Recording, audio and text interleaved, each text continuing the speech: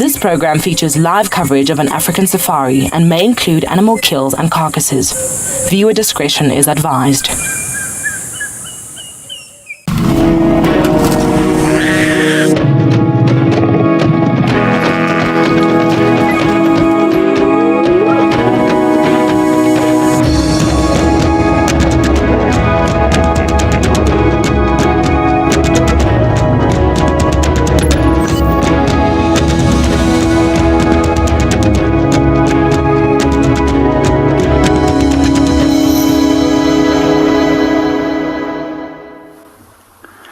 Good afternoon and welcome to Eco Training Islands. At the moment we are in Ndlovu Dam and enjoying several breeding herds as well as bachelor herds of elephants that congregated around the waterhole.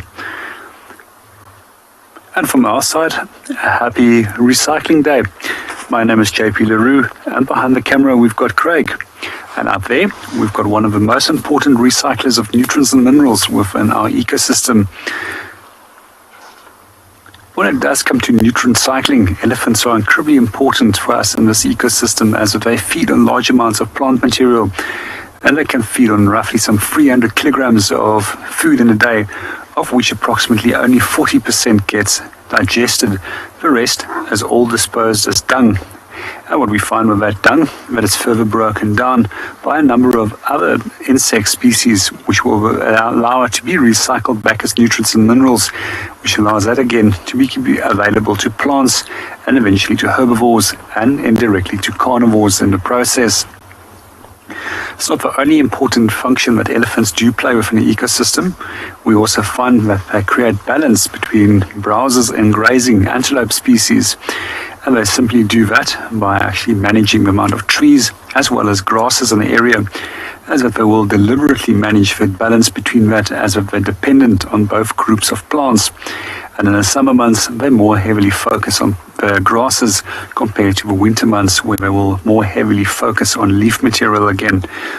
And if we do find that elephants become too numerous, the vegetation structure actually will also assist in actually managing the amount of elephants within the ecosystem.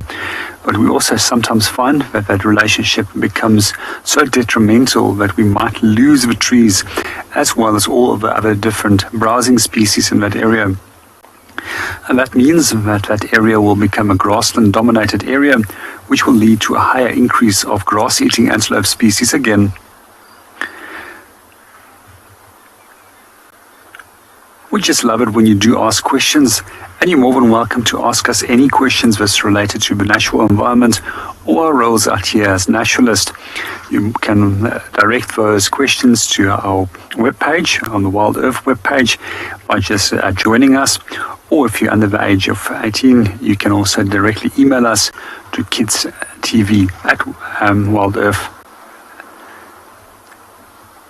So that's kidsquestions@wildearth.tv.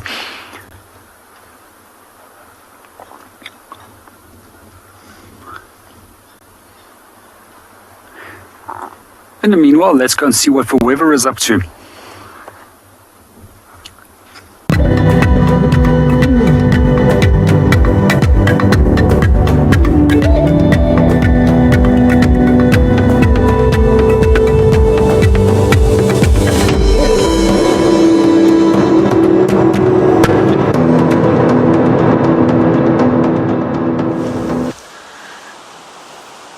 Good afternoon, everybody. Well, if this morning's drive couldn't have got any better, it can. We have come back to the kill site that we found this morning. We had all that amazing leopard interaction, and not only do we still have Tulumba and Tundi, but we now have been joined by Tulumba's two cubs as well. Can you believe it? What an incredible day this is turning out to be. My name is Ben, and on camera behind me I've got Mpo, who's feeding you these unbelievable images, and we are sat here in Djuma watching Tundi actually feed on the impala carcass, and while we've got Tulumba's cubs draped over the branches. They've obviously eaten their fill, and Tulumba's lying on the floor not too far away from the car, also sleeping off a big meal. We've got a couple of hyenas still waiting patiently underneath, and yeah, it's already, we've only been out for 5 minutes and it's already turning into an unbelievable drive. So it seems that Columba this morning, when she left the tree and Tundi took over feeding on the kill, it seemed that she went right the way to the east, almost to Cheetah Cut Line, somewhere around Drakensberg and Cheetah Cut Line, and then she's led the cubs all the way back here. And by the looks of their somewhat rotund bellies, they have eaten their fill and they are thoroughly enjoying life at the moment, as we all are. What a special moment.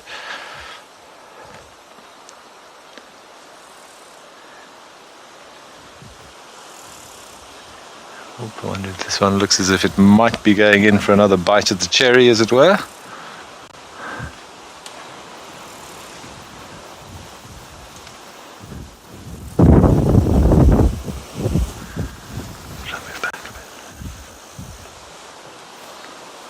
Looks like this cub's going to come down and have a little nibble. I think we might just reposition the veal. This one's also going to come down. We've got one little boy. No, we've changed our mind. Are we going to get a little play in the tree? The one on the top looks like he wants to, he or she, I need to sex. We've got one boy and one girl here. Maybe they're going to pounce on each other. Oh, look at that. It's so cute. This is the first time I have seen leopard cubs for quite a few years.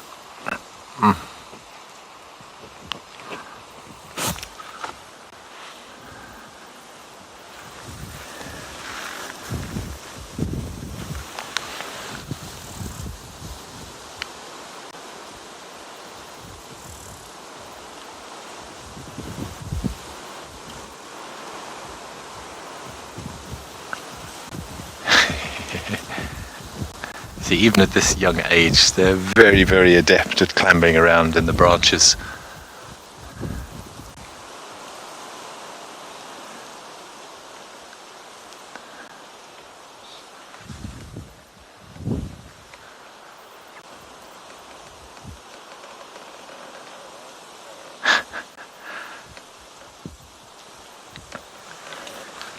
See, already they've got that classic pose adopted.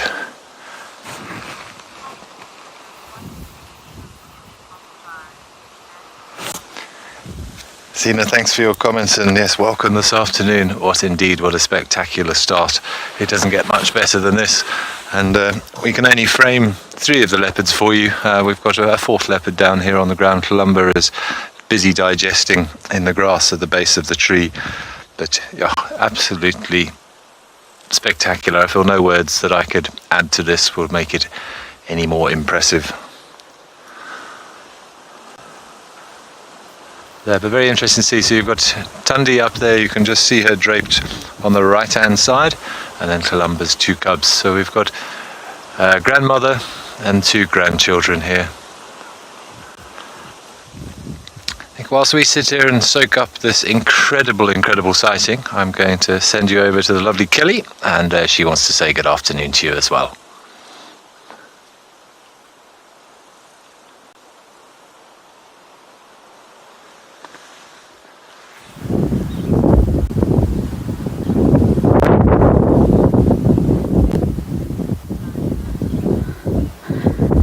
Fantastic, Ben. I was watching this morning and was I jealous? What a spectacular morning. And your arthropod standoff. I was hooked this morning. Nice work. Good afternoon, good morning, good evening, wherever you're watching from. My name's Kelly. I'm going to be your guide this afternoon here in Djuma Private Game Reserve. And what a beautiful afternoon it is too. After the rain we've had on the last few days, most of my stuff is dried out apart from my shoes, and the sun has come out beautifully. What a stunning day. I'm so excited to be able to share it with everyone. Happy Global Recycling Day. I just wanted to mention the fantastic event that took place at Cape Nature today. Big thanks to everyone at Cape Nature, all the volunteers that joined in, and of course to Picky Plastic and everyone for making great efforts and raising awareness about recycling. Incredibly important for our environment. If everyone does their bit, then we can make it happen. So thank you everyone today down there that took part. I'm enjoying the scenery. I can see some blue sky, which is a treat after the last few days. This, in my opinion, it's a perfect afternoon to spend in the bush. There's a nice light breeze. It's not too hot. We've got some nice fluffy clouds for some respite from the sun, but this is my favourite weather to be out in.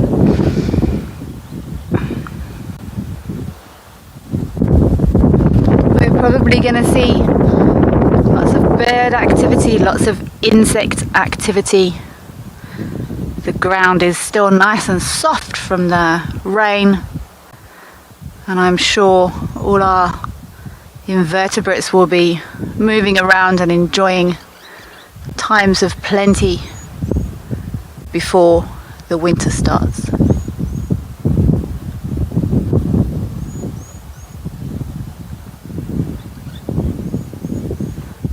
There was a black cloud that passed over a little bit earlier on, but as you can see from that beautiful image of the sky, it's looking promising for the afternoon. I'm going to maybe make my way north. I'm really looking forward to maybe finding some small things that we can look at together this afternoon.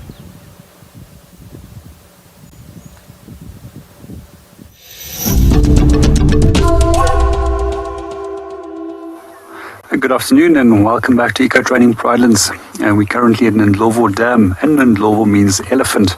And this afternoon, Ndlovu Dam is really living up to its expectation. We started off with an incredibly cold morning with very little to see actually. However, as it started heating up, large amounts of elephants have come to visit the dam throughout the day. And we've been very fortunate to watch almost 50 elephants that were here in the last 15 minutes since we've actually stopped the dam.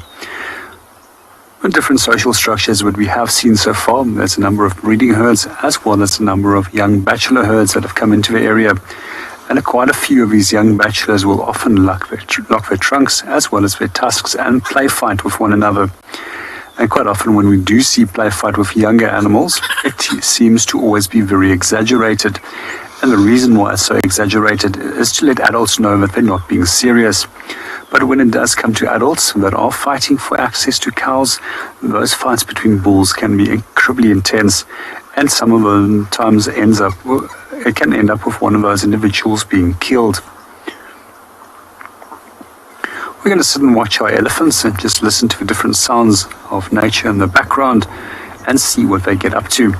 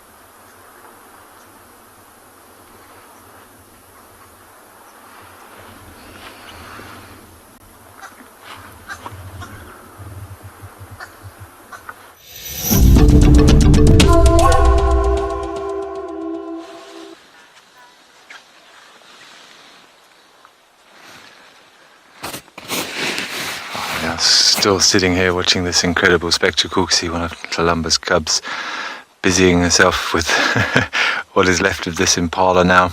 And we're just hoping that, of course, that these cubs, not being as experienced as the adults, need to take into account the weight distribution Last thing they want to do is to drop this, and then these two hyenas which are hanging around at the bottom of the tree, they will be on it, and that will be it for everybody here. But what a spectacular moment this is.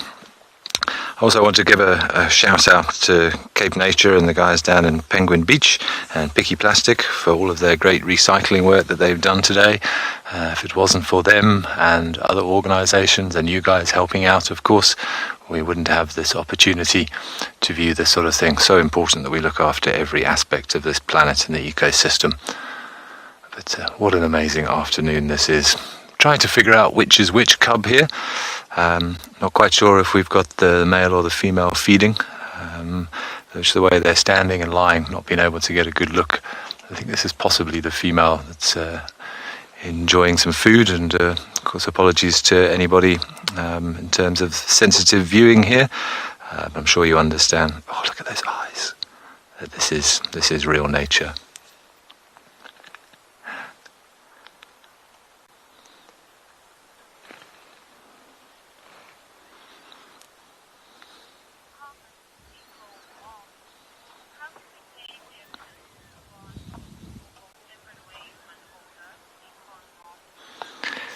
Monk, thank you very much for the question there.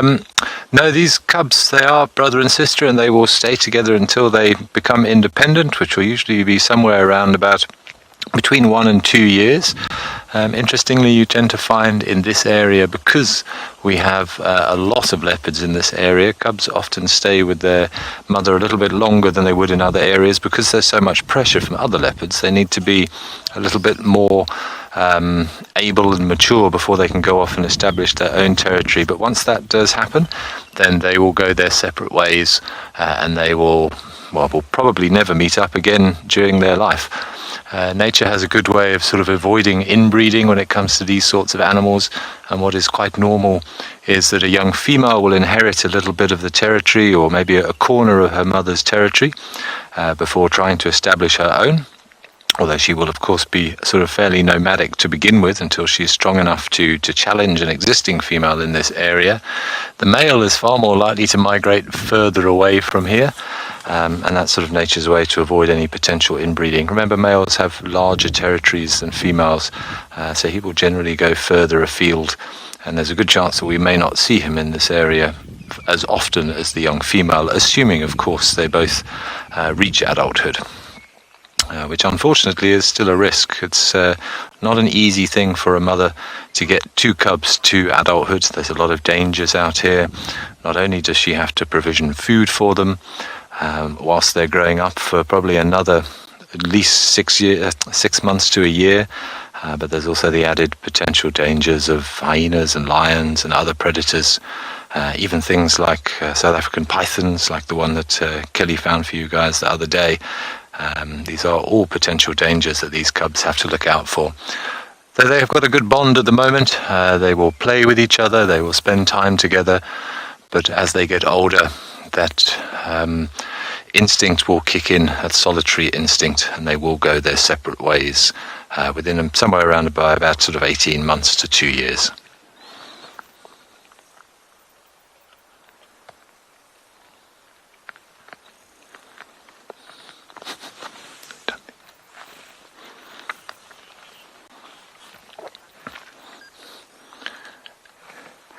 Just going to quickly give you a visual of Tundi, who's kind of hanging out of the tree at the moment. She's watching the hyenas underneath very carefully. A good grandmother, just keeping an eye on the cubs. You can just see her sort of dangling over the branch there. Okay, whilst we sit here and enjoy this spectacular sighting, we're going to send you back over to JP.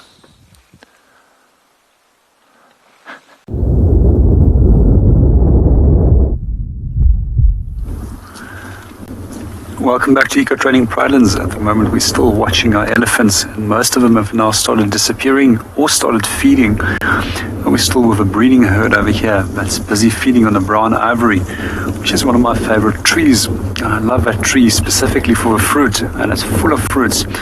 Unfortunately, they've also destroyed this tree, as it was almost double the size that it is at the moment. And they've just been feeding on it in the last half an hour or so that I've been watching them. There's also a number of different bird species, which includes both hornbills as well as starlings that I've seen that is flying around the tree and also picking up fruits from the ground, as well as directly feeding from the fruits on the tree itself. It seems that one of our little elephants over here is showing a little bit of interest in us. I just want to see what he gets up to. He's most likely just going to move on or come and scratch himself against this tree. I'm just going to continue talking at the same level pace. So when you talk at the same tone, they tend to become very relaxed. However, if there's absolute silence or if there's sudden bursts in terms of sound, they can get a little bit upset.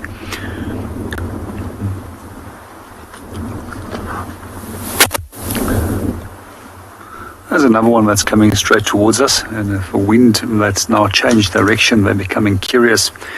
I'm just going to see if we can maybe focus on the tip of the trunk. If you will notice that there's a little tip on both sides of the upper and lower part of the trunk. Hello. And that is one of the characteristics which actually separates African elephants from Asiatic elephants. Some of the other features which you will also notice is that Asiatic elephants have got a fairly large bulge in their back compared to the African elephant over here that has got a saddle on the back. We also can see that the ear shape is very different, and when it does come to African elephant, the ear shape looks like the profile of the African continent. And meanwhile, while we're watching our elephant, he's busy scratching his ear. He's actually very, very relaxed. Let's go and see what Kelly is up to. Hello.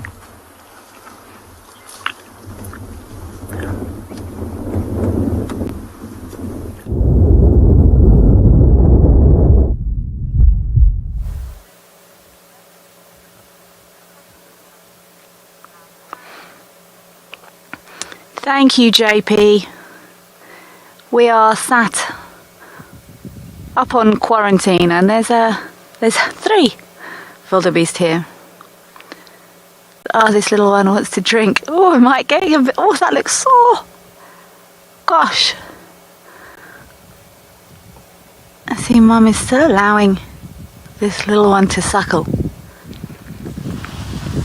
But it actually looks quite big now. To check on when wildebeest wean, it looks like it's about this age because she was only just prepared to let this little one suckle still. Yep, no, she's had enough.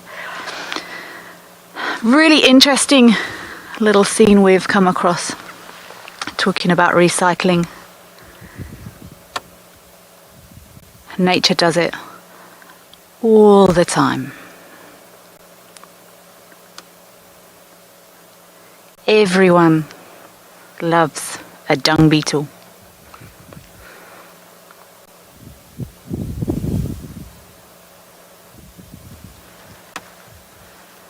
They're quick, hey? I'm not even going to attempt to tell you what sort of dung beetle this is. There's somewhere around 7,000 species of dung beetle in the world. And South Africa has got about 780. I've got my insect book with me, but without getting out and having a really close look, I can't tell you. And my insect book is far from having all of the species in. Industrious little dung beetles, and they are, of course, patting this dung into nice round balls and then doing one of several things with it. It looks like one is burying it right here. There's some that have been rolling the dung away.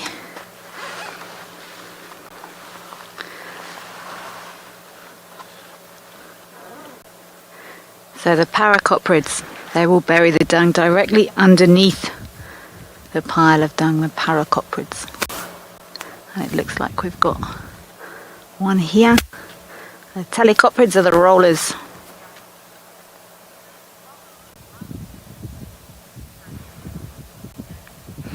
Gabby, they are moving quickly. Determined recyclers. That little one has just scooted that one into that hole. It looks like they're burying them just here. It's quite... I haven't seen a dung beetle for a while, and it's actually quite late in the season for them. Yeah, look, this one's come out of the hole. Ding, ding, ding, ding, ding, ding. Let's watch. Is he going to do it again?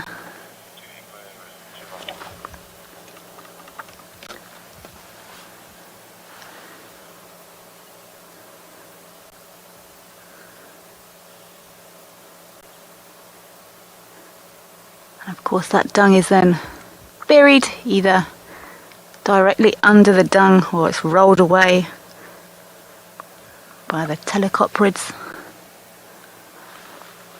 Gee, I want to see if that one comes back out of that hole again and does it again. Oh, what's that? Oh gosh, it looks like one of the... Is that one of the wasps? One of the flies? Beautiful colours on its wings. It's got colours on its wings like one of the starlings. I don't know what that is, if I'm honest. Fly, wasp. I would probably go wasp. Phew. If anyone could screen... See, this is...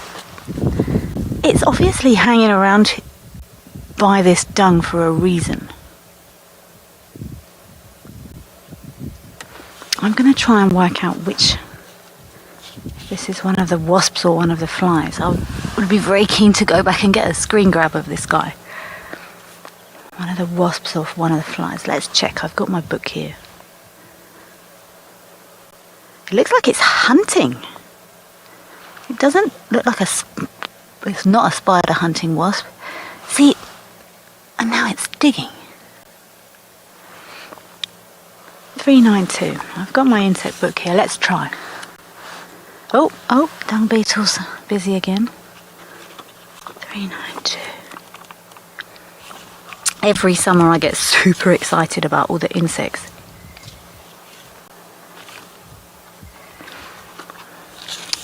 I think it probably is one of the wasps.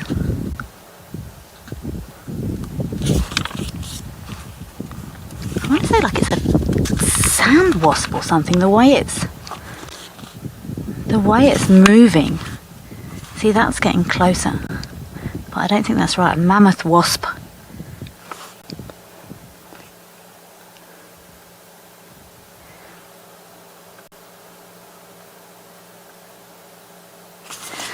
It's difficult. I'm going to try and look through binoculars.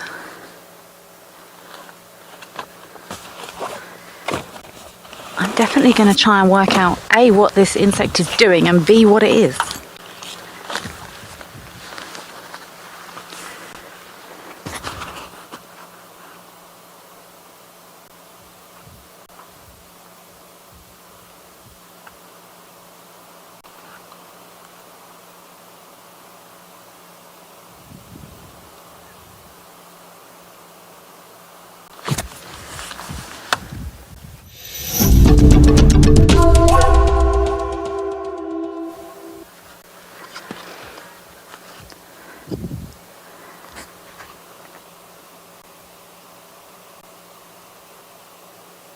This is actually fascinating watching. I think we've got more than one species of dung beetle here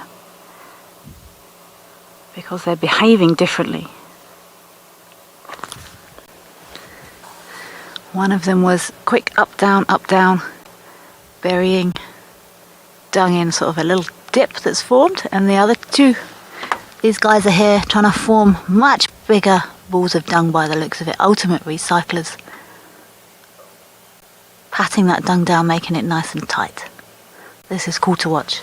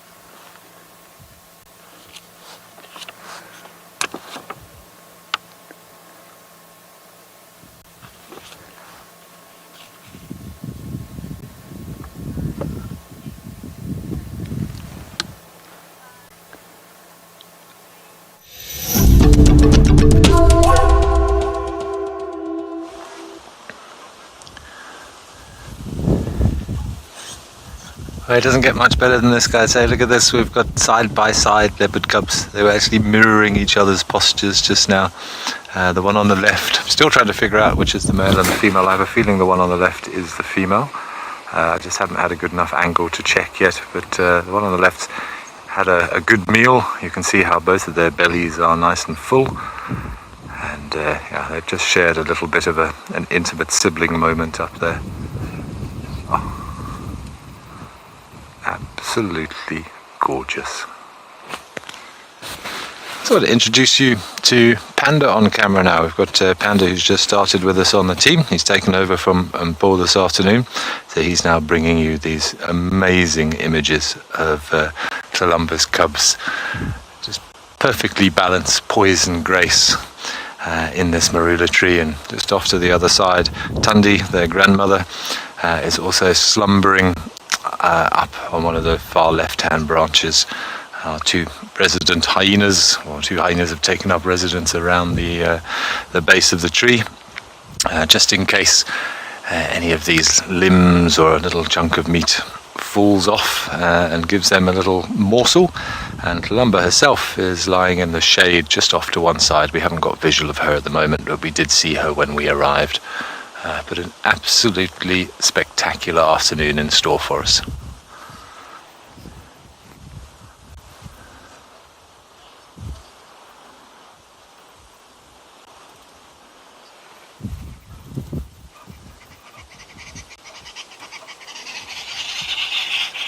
There's still a reasonable amount of meat. Well, I say reasonable, there is still some meat left for this impala.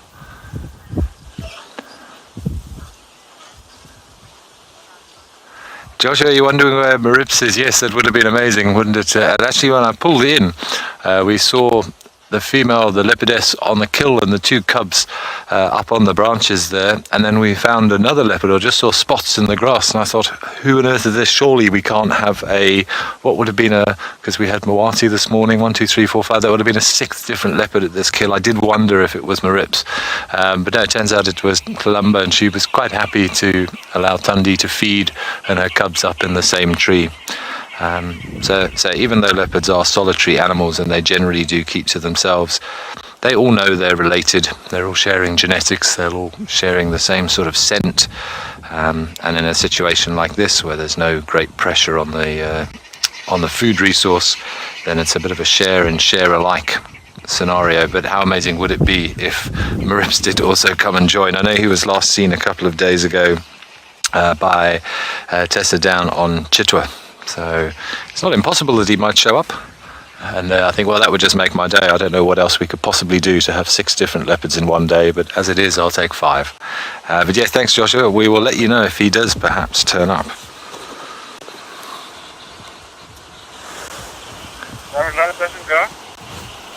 Ali. Yes, afternoon again. Hello, Ali. Please tell me good news.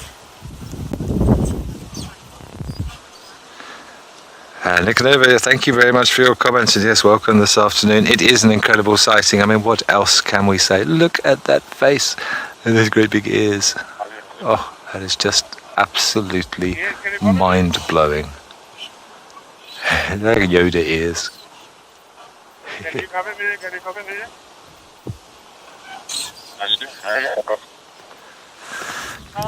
So far so good. So what's happening there?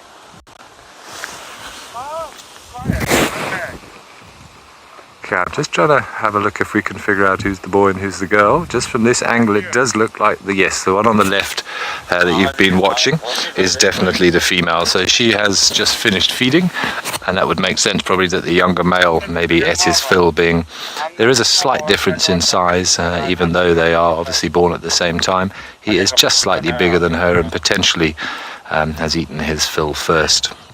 But they were born around about September, October, so they're 5 or 6 months old now, but they are just the cutest things I have seen in many a year. Right, we're going to keep watching this fantastic little family portrait up here. In the meantime, we're going to send you over to Rowan, who wants to say good afternoon.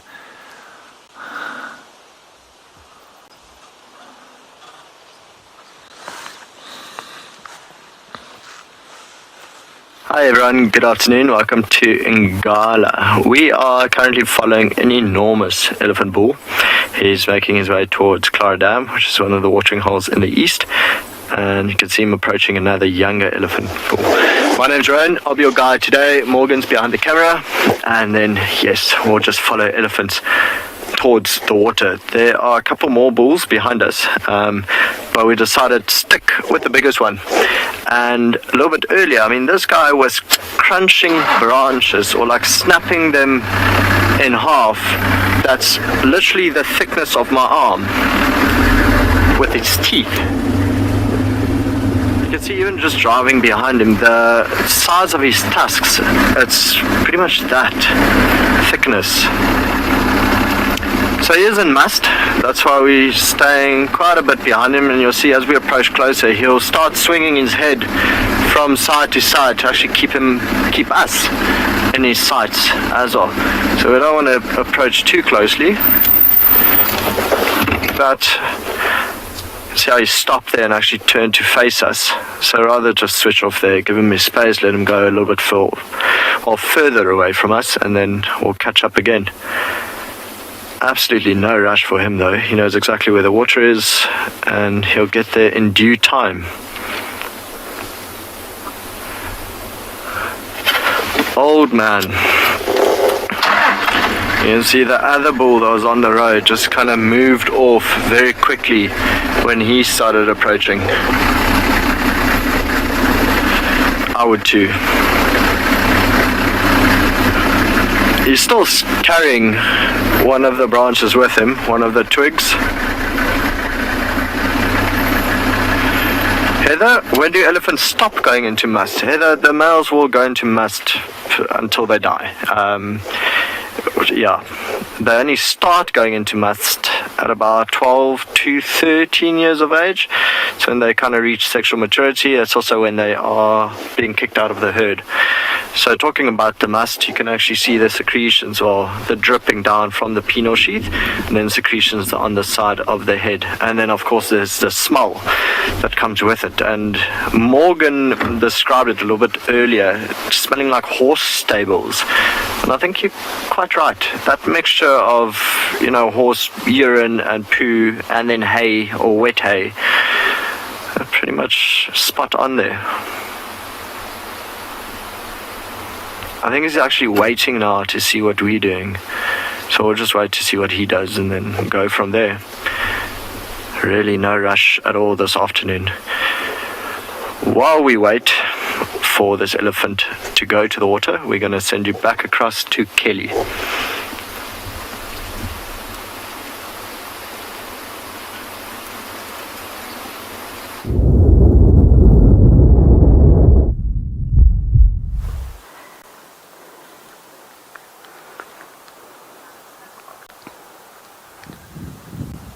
Okay, I've been chasing this wasp around for some time now. And I've had a flick through the insect book, and I've concluded, I'm going to try and say it, Batazolinus fuliginus, and it is, according to my book, one of the spider hunting wasps. It's actually, and I've done it, to be honest, more on the description, and it looks like this wasp is a female. The description is uniformly black with metallic blue sheen, which, if G's got it there, is absolutely spot on. It's actually a beautiful wasp.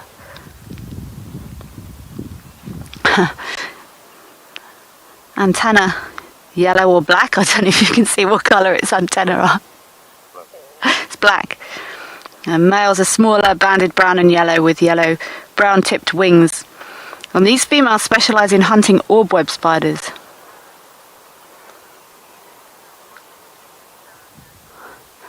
Aravala, how many eggs can a wasp lay? I don't know. I would have to check. I don't think it's going to be... You mean in one batch? It's not going to be thousands, I wouldn't have thought, but I'm not going to guess. I'm going to check and find out. But this wasp has disappeared under this dung now, and it actually says in this book, usually found digging nest burrows in sandy soil, which is exactly what we've been watching this wasp do. So I'm going to say it is one of the spider hunting wasps. The more common spider hunting wasps we see here, less bulky. They've got thinner waists, and they're a different body shape. But that's actually made me question everything I know about spider hunting wasps now. So I'm going to be doing some wasp research, but I think it's this number 4, which is indeed from the spider hunting wasp family. I've actually been really enjoying watching these dung beetles as well. It's fascinating, those little tubes and tunnels they've created here. I do like to get down to their level.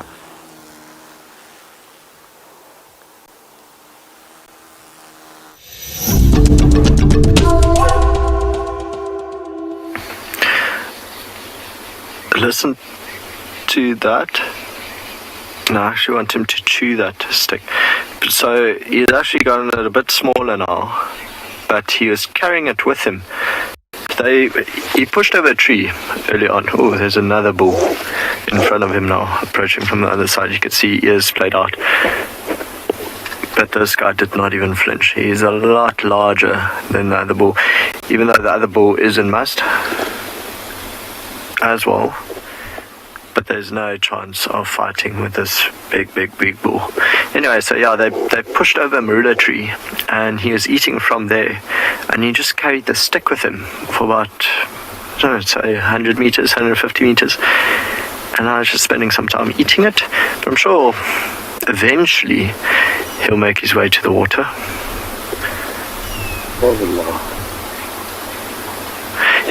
Yeah, stick might not be the best word to describe it. It was half a tree, really. A log.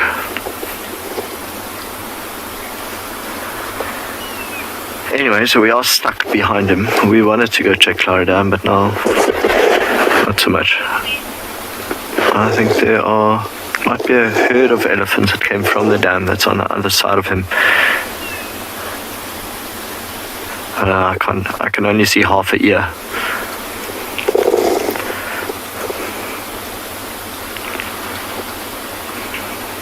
I love old elephant bulls. They're just awesome to watch and awesome to spend time with, especially this age. You know, he's been through this musty condition so many times already that he just knows how to deal with his feelings, the emotions, the massive amount of testosterone going through him. So he hasn't been aggressive towards us at all. See some of the other elephants now approaching him.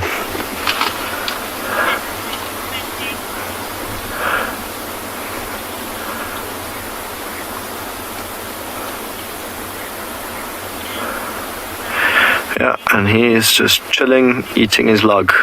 Really no worry in the world whatsoever.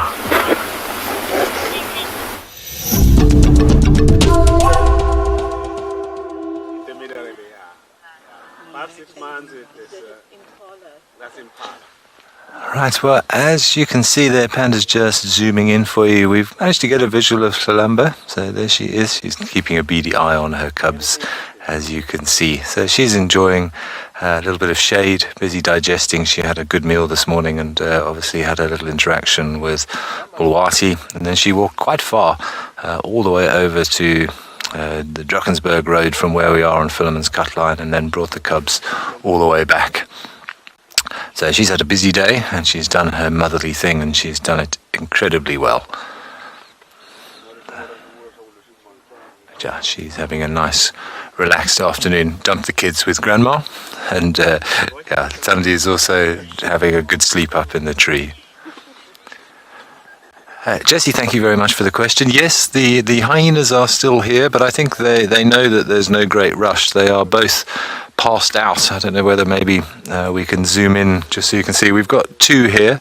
I think one of them is Ndebele. I haven't been able to identify the other one, but as you can see from the camera shot here, we can't see much. There's just a rump sticking out from behind the tree, and there's another one off to the left of which we can see even less of.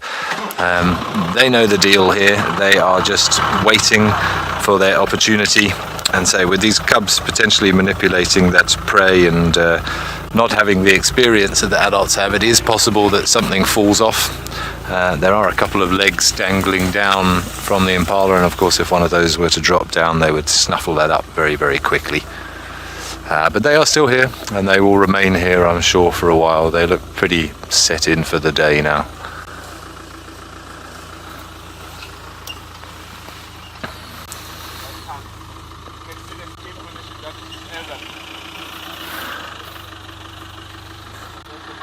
Look at that silhouette. Like a teddy bear, a little teddy bear head. So nice to see them, almost nose to nose. So we do have the female on the left and the little boy on the right. We've been able to sex them with 100% accuracy now. What a special day.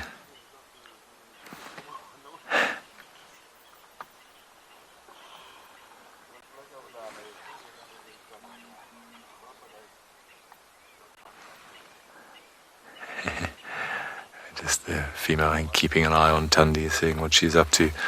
But she's draped over one of the other branches, quite happy with life. But they look so relaxed and so happy.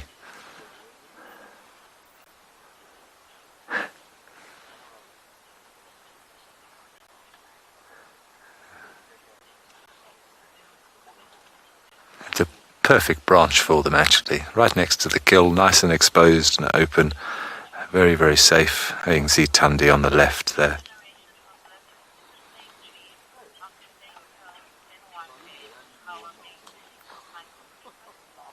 Michael Fleetwood, you're absolutely right. Yeah, 3 generations of leopard in the same tree. I mean, it is... I keep saying it, I don't know what else I could really add, but it is such a special moment. I'm so glad you guys get to share it with us. From a purely selfish point of view, obviously this has been one of the best sightings of my entire career, and the simple fact that we can stream these images to you guys from wherever you're watching across the world is it's an amazing experience for all of us. Yeah, I say nothing I can say really does it justice. What a special moment.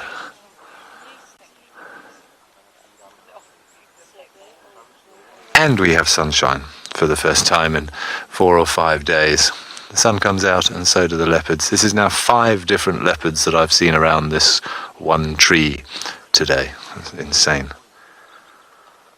We were saying if Maurice was to turn up, that would just be the icing on the cake. I'm just going to go home if he arrives as well.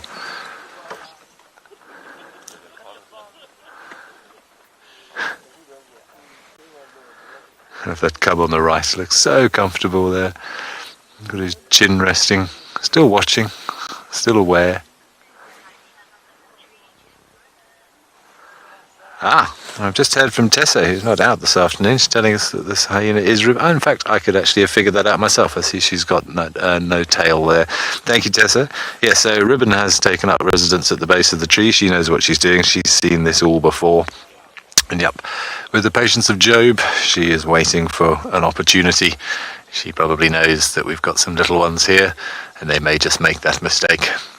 And with these 2 hyenas here, these cubs aren't going anywhere either. There's no way that they're going to come out of the tree with 2 hyenas roaming around the base. So I think we are in for a bit of a treat this afternoon. And so I've been so fortunate to sort of watch this interaction throughout the day. It is going to be quite busy with, of course, other vehicles wanting to come and enjoy this sighting as well. So at some point we'll leave them. And then I know Kelly is out, and it would be, oh, look at this, almost nose to nose. Oh, stunning. And I know Kelly would love to come and see this as well. So yeah, at some point we'll make a little space for the other guys, and I'm sure Kelly will be pulling in a little bit later so we can all bear witness to this magnificent spectacle. Okay, well, we're going to enjoy this for as long as we possibly can, and in the meantime we're going to send you back over to Pridelands and JP and see what's happening that side.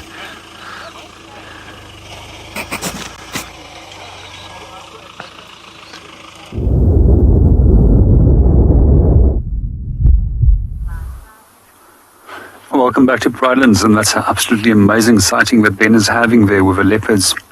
In the meanwhile, we've been watching a termite mound, and this termite mound that we have over here has actually been fallen in disrepair, which means that it's no longer functional. And when it does come to a termite mound that is functional and occupied by termites, you'll actually notice that the outsides are smoothed and the termite mound is kept in good order. In this case, you'll see a large amount of holes on the outside as it's no longer being used. So when it does come to being reasons why it might have become in disuse, there's a number of different factors that can come into play. One of them is that these termite mounds will also quite often be overrun by ants. And when it comes to termites, ants is the biggest single enemy, other than sunlight. We also see sometimes that the termite colony might actually go through several queens, of which some of those queens might be as long-lived as up to 50 years. And once they've gone through a second as well as a third queen, which is fairly short-lived compared to the first queen, we find that the termite mound will also start becoming dysfunctional, as that there's just not enough genetic material to support that colony any longer. But while we're also on the topic of recycling today, as it is World Recycling Day, termites is probably one of our most important recyclers of nutrients out here. But we also do find that they are responsible for feeding on dead plant material, bringing seeds back, and quite often assisting with the germination of seeds by feeding on the outer layer of a seed. And we'll also notice quite often that plants will start growing out of these areas where the seeds were deposited inside the termite mound. It's also incredibly nutrient-rich hotspots, and we often find that the grasses that are growing in association with these termite mounds are incredibly palatable and therefore quite often shortly grazed directly around the termite mound itself.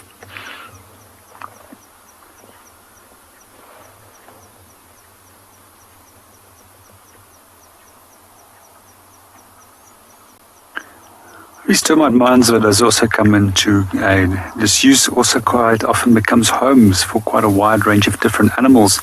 And one of my favorite little animals that utilize these little burrow systems is a dwarf mongoose, which is also Africa's smallest little carnivore. Sometimes also becomes occupied by a number of different snakes, and especially now that we're coming to the end of summer, we will often see that snakes will start moving into these burrows during the cooler parts of the year, and then will come out during the winter in the daytime just to come and soak a little bit of sun up and then retreat back inside their hole. Unlike in summer, where they're active and foraging.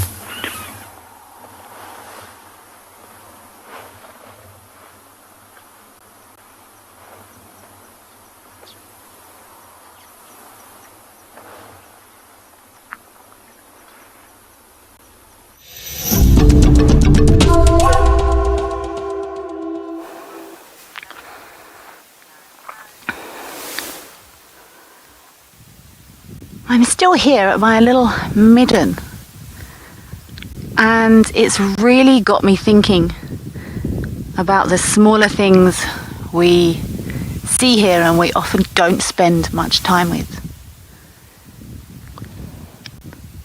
There's lots of ants that are also active in this pile of dung. So the dung of the poop of herbivores is dung, and this is definitely all herbivore dung, because you can see it's full of just really well digested grass,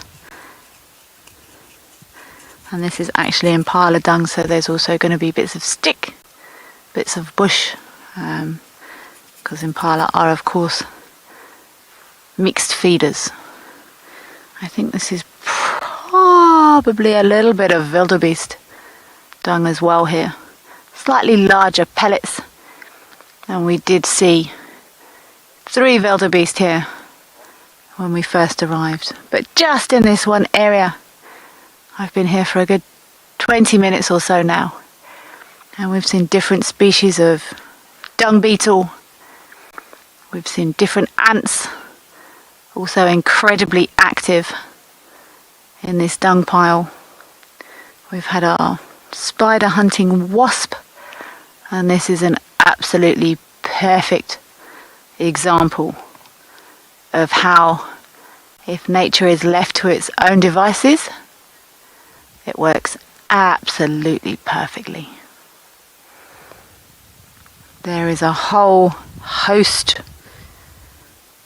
of nutrient cycles happening right here, right in front of us, all the time. It just fascinates me. The smaller things really are absolutely incredible.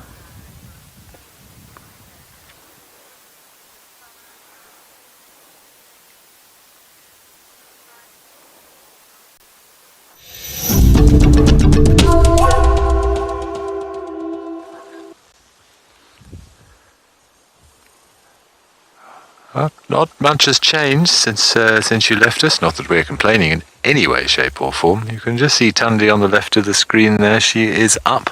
Not sure if she's debating maybe coming back for a little bit more to eat. The two cubs are having a nice sort of snooze on the right-hand side of the tree. Slumber's still lying in the shade, enjoying a little bit of peace and quiet. And the impala carcass is still as it was. It hasn't shifted, so it looks to be quite stable, which is great news for particularly for these little ones.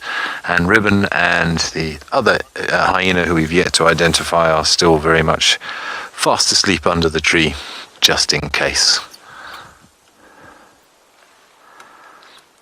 You can just see on the right there, you can see those two cubs. They're both facing, watching their grandmother. You can just kind of see them. They look like they've just eaten too much food. They're both a bit too heavy to move. They've got great big rotund bellies, plenty of food in there. You can see them breathing quite heavily as well, particularly the female here on the left. But we say when we arrived, she was on the kill, and she's got a very nice full belly at the moment. So they will pant to help with their heat regulation. It is relatively warm this afternoon, particularly after the last few days. And also just that action of breathing, sort of, oh, look at that, pumps carbon dioxide into the stomach, which helps with the digestive juices and creating digestive acids.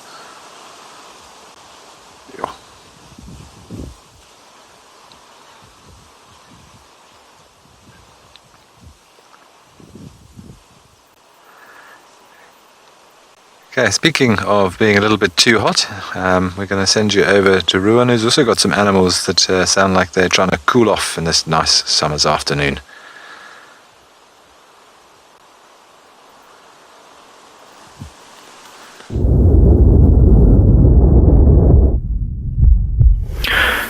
So they briefly made their way to the water, didn't really drink too much. It's not as hot here, to be honest. There's quite a nice cool breeze coming off the dam wall. Mostly cloudy. So there, the one in front is the really big male, massive tusk moving away, and then followed by a breeding herd, and then there's another male following that's got a broken right ear. He looked a bit miserable. But yeah, they're not, I mean, they didn't go all the way into the water, splashed over themselves, or even gone swimming. All of them just briefly had a drink and then continued moving north. But I must say, it's been quite an elephant day. I mean, we've seen elephants everywhere today, and tracks as well. There's often what happens. We'll go through a week and we'll just see elephants everywhere, and then the next week we can't find a single elephant at all. But they do tend to move quite a bit.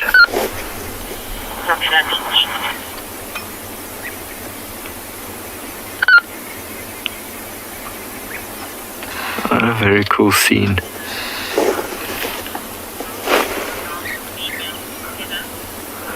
Heather, it means them no harm, really. Oh, no, there's more elephants coming from the right as well. Yeah, Heather, like I said earlier, he's an old male, so he's been through this musty cycle so many times, so he really knows how to treat it, what to do, and how to almost, insert himself into a herd. So he wasn't being aggressive to them at all. He was just trying to pass through, come for a drink, and then continue on his way. So it was quite strange to see. He moved through them, and then they actually started following him. Quite closely behind, and then he came for a drink, all of them came for a drink, and as he moved on, they moved on. Heather, no, he's not really being a pain at all to them.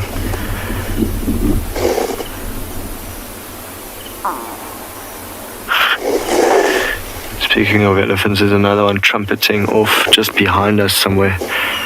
Might be a younger bull, that's a must. What a cool scene, hey? Hippos in the foreground, elephants drinking, very peaceful. Tiny baby hippo on top of its mother. So somewhere below there the mom will be. And yeah, this one's just sitting on top of the mom.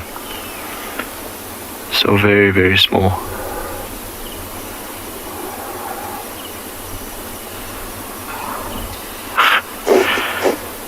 Elephants are starting to get a little bit more playful in the back. Good afternoon, Chico from the north. There it is. I did from the north, followed by the France. Okay, well, we're going to stick with the big things for now, but send you over to Kelly. She seems she's focusing on the smaller things. So back you go to Juma. Kelly has a BB attack on Jacob Ray. There's 2 stations waiting leopard, one for buffalo.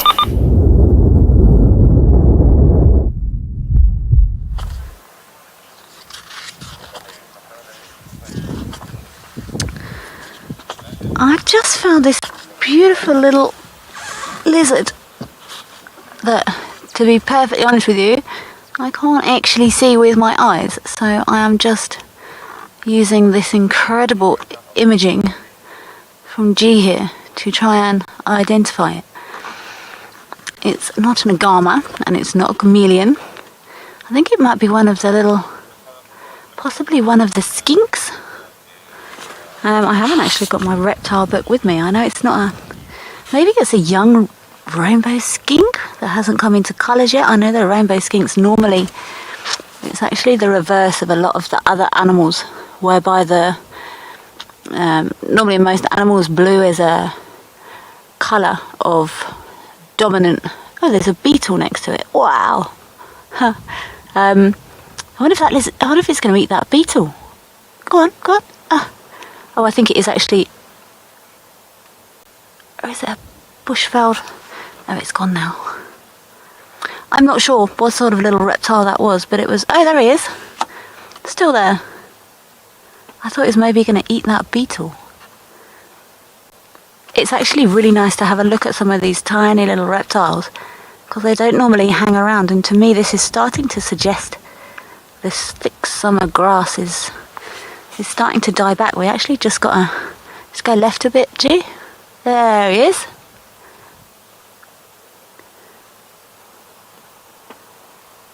Huh.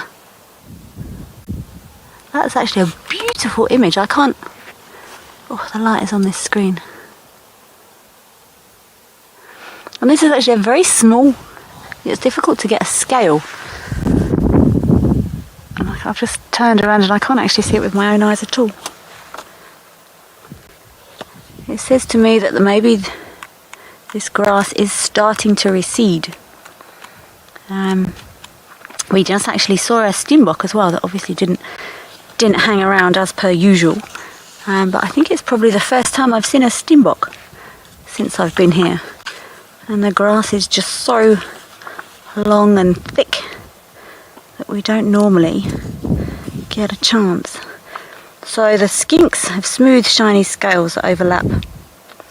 Often burrowing skinks, they've got small heads and no real neck. So to me,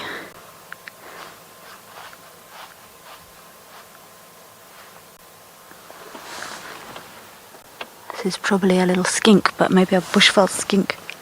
I don't know. I'm not going to guess. Oh, I did... and it's gone. Perfect timing. I did investigate the wasp question And the end result seems to be, it can vary on the species of wasp. It seems spider hunting wasps lay very low numbers of eggs because they paralyze those wasps and they will lay their eggs inside that wasp, and then other species can lay up to 100 or more. So the number of eggs a wasp can lay, as usual, depends on the species. I'm going to carry on. I'm going to send you over to JP to see what he's found.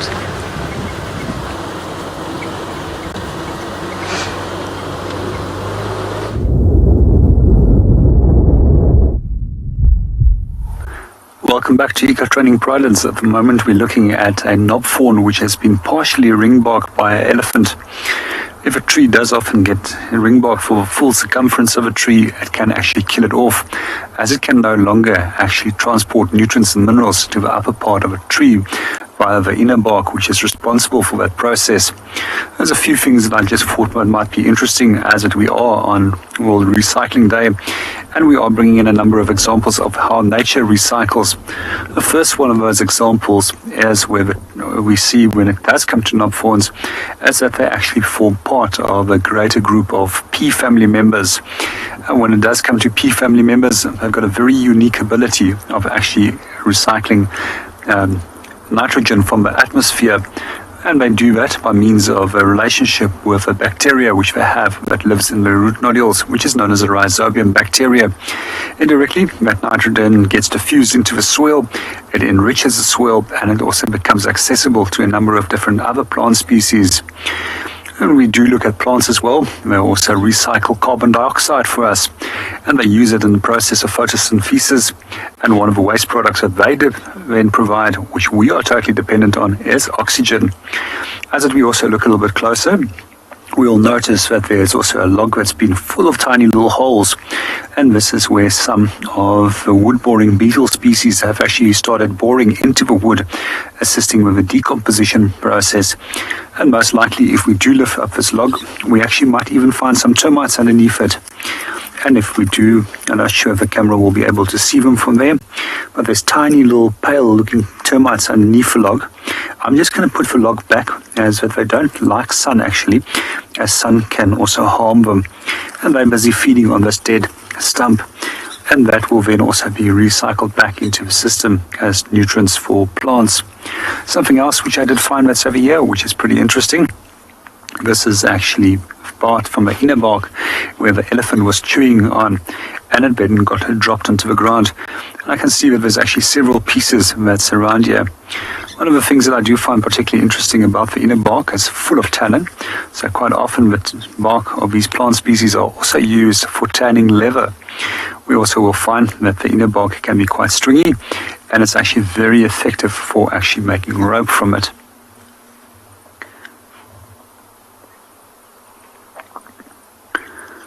Well, we're going to go on and see what else we can go and find. Let's see what the others are doing.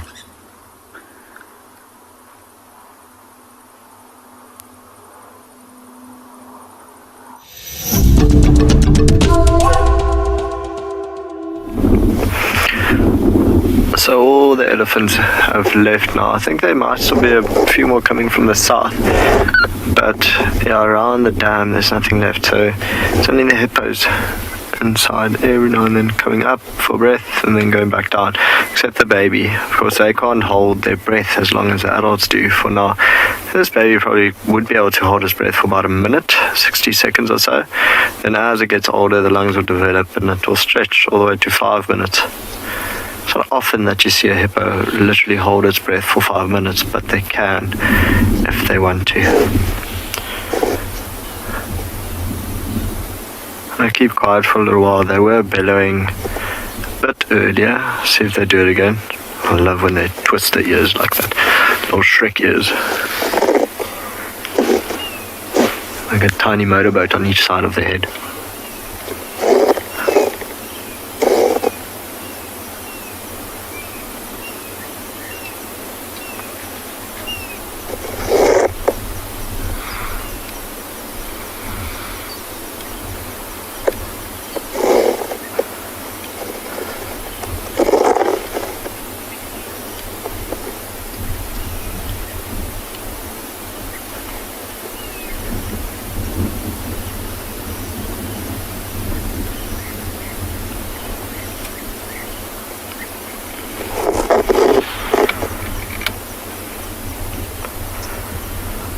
course, this is always what happens. If you try to keep quiet, or whenever it's your turn to go live, then whatever sound you were hearing just stops.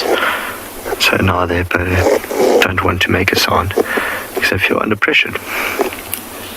So yeah, oxpecker just landed on one of them there in the back. So I've counted 8 hippos here, and I really hope this area doesn't dry up during this year. But I must say, I don't think Ngala actually received a lot of rain. A couple of days ago there was quite a bit that came down, but not enough. I do think it's going to be a very, very dry here once again. And quite sad, because then of course all the hippos will have to move, as there'll only be mud left here. So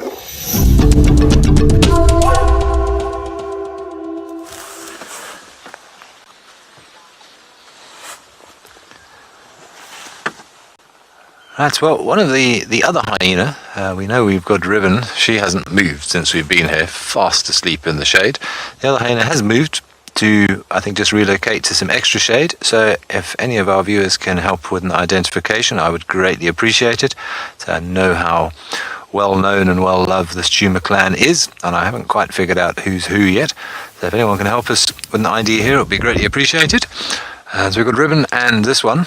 Still, hoping for some spoils of war, but our little leopard family reunion, everybody's sleeping off a nice big meal at the moment. Tundi and the cubs are still draped over branches, and Columba, we can't even see her at all. She is flat somewhere in the grass just off to our west. We're still on Philemon's cut line. Oh, Tundi's, she moved. It's good to know. Actually, see, it might be a nice shot there, Panda, if you can get up to... Oh, no, she was just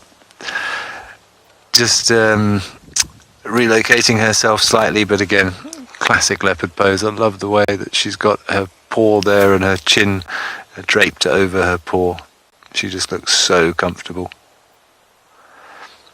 But yes, if anyone can help us with the identification on that other hyena, it would be great. I know we had Ndebele here this morning, so I wonder if it's not still her. Shreya, thank you. You also think Ndebele, that would make sense, because I know you guys helped me with her ID this morning. We did have a couple of juveniles this morning as well, a couple of younger ones, but it was very difficult to get a shot of them in the long grass. For any help with identification, no sign of them now. It just looks like Ribbon and potentially Ndebele now. Standing by, guys. Confirm it's WildEarth station.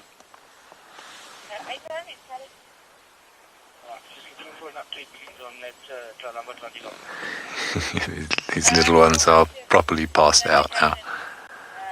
Chief vehicles on WildEarth, your hand's also shown interest. I'm going to be rotating with the other WildEarth vehicles, so it's going to be 2 stations in there. Jasmine, thank you very much for the question. Welcome to the show. How long will the hyenas stay here? Well, that's very much up to the hyenas. They do have, as I said earlier, the sort of the patience of Job, and they will camp out under this tree in the hope that something falls down. Eventually they may lose interest. I think because it's actually been quite a warm afternoon, they are quite happy slumbering in the shade. I would think if nothing happens, in the first few hours after darkness, they might decide that there's something else to go and look for. But they may sit here for a while. I mean, they're not stupid. They're actually very clever hyenas. They've been shown to have great intelligence. And they've probably noticed there's a couple of impala limbs dangling down, not held on by very much. And they would appreciate it if one of those did fall off. And so there's always the risk, because we've got cubs involved. And again, these hyenas probably, they will know that there's cubs involved, and therefore the chances of the cubs making a mistake and dropping the food is potentially higher than if it was just an experienced adult here. So I would expect them to be here for a few hours, and then after dark, if not much else happens, then they may decide to roam elsewhere in search of some food, be it look for it themselves, or do what they like to do and follow leopards around. But most of the leopards are here, so I'm not sure what they're going to find. But thank you very much for the question. Look, we've got Ndebele's popped her head up. Let's have a good look at her.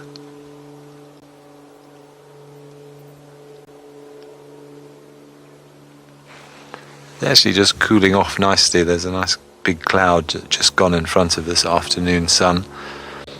You can see the patch of shade she was lying in has dramatically increased somewhat. And the wind's also just picked up a touch, might have been blowing in some interesting scents. Oh, and you see those formidable teeth, their massive skull, designed to crush bones.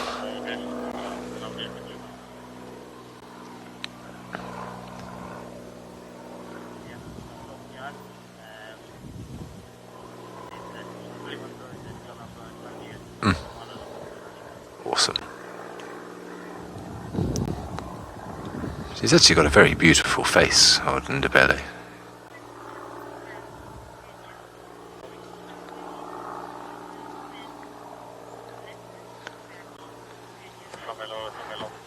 Sammy, thank you so much for the question. You're 10. It's awesome that you're able to send us questions. Are hyenas stronger than leopards? Yes, they are. You can, if you have a look at the way this hyena is built, especially if she's going to stand up, but look how thick that neck is. She's got a very, very solid head, very, very strong shoulders, all designed to be able to sort of pick up things and drag them away. And a leopard versus a hyena is not really a fair fight. Even a male leopard, who's much bigger than a female leopard, won't take on a hyena in a fight. It will probably be a good match because the leopard is quicker, but the hyena is more powerful. And if the hyena was to get the leopard inside that massive jaws, inside that mouth, the leopard risks serious injury. Oh, we just had a hyena walk right past my car whilst... So we do have a third hyena here, so you guys are welcome to help and identify here. Yes, so the leopard she's very pale. It should be an easy one. Oop. She gave Ribbon a fright. Sorry, Sammy. So, yes, a leopard is unlikely to risk a fight because the chances of getting injured means that maybe that leopard won't be able to hunt again.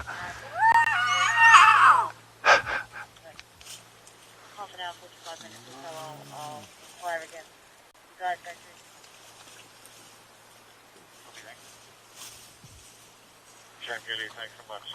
Fabelo, you copy that? I got my radio spot for Very nice interaction here, those vocalizations. Very much disturbed Ribbon. I don't know if anyone could help us with the identification of this one here.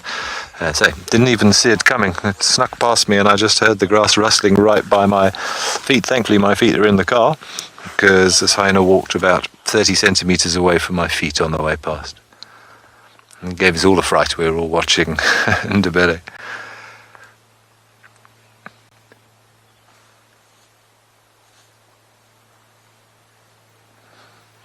Always see the grey matter working there, deciding what's worth it. Thank you, Hyena Boy. I believe we've got a positive identification on Swazi. So Ribbon, Swazi and Ndebele here now.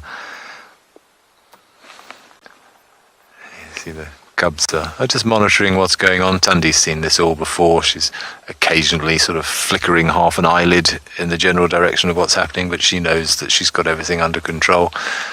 The cubs are also still draped over the branch there, so they're watching with interest, but I think they're too full to really be too concerned.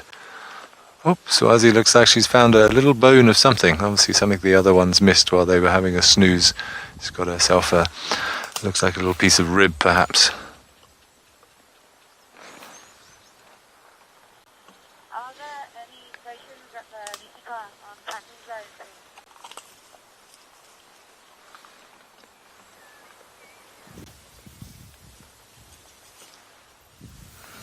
Here comes Ndebele just to see what's happening. The typical hyena greeting, sniffing the genitalia.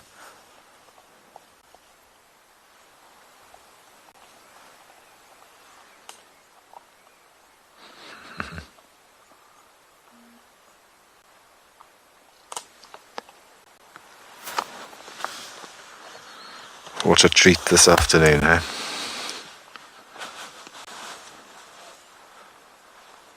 But yeah, your help with the identification there, Hyena Boy, always greatly appreciated.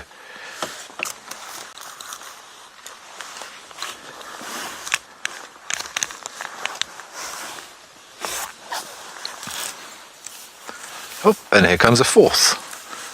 Right, anybody else still watching? We've got a fourth one. You guys are having a proper ID quiz this afternoon. So a youngster who's definitely come in now, or certainly a younger one.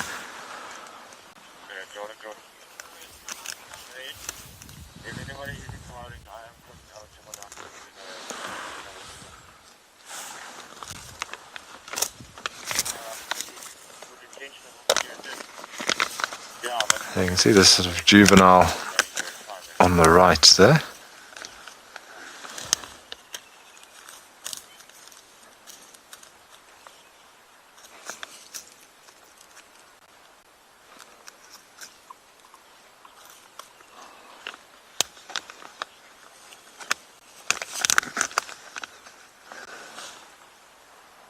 Thank you, Joe in Hong Kong. Swazian Indabele brother and sister. I didn't know that. I need to swat up on my hyena clan knowledge, certainly. And thank you very much, Joy.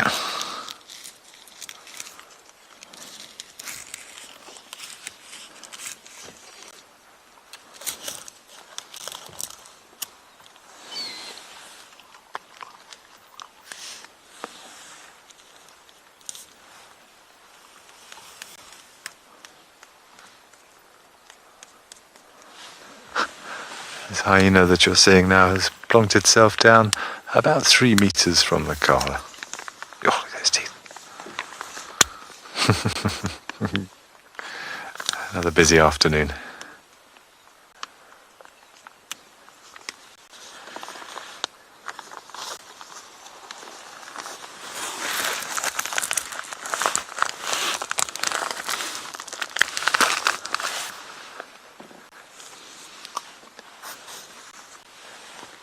The occasional crunch as Swazi enjoys her little bit of rib that she found.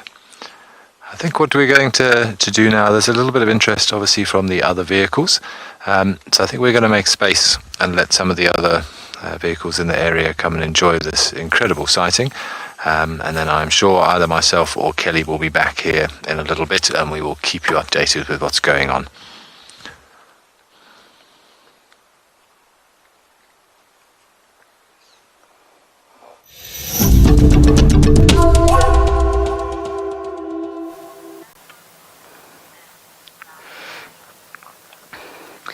I've just decided to pop in to visit one of our hyena dens, and there is nobody home.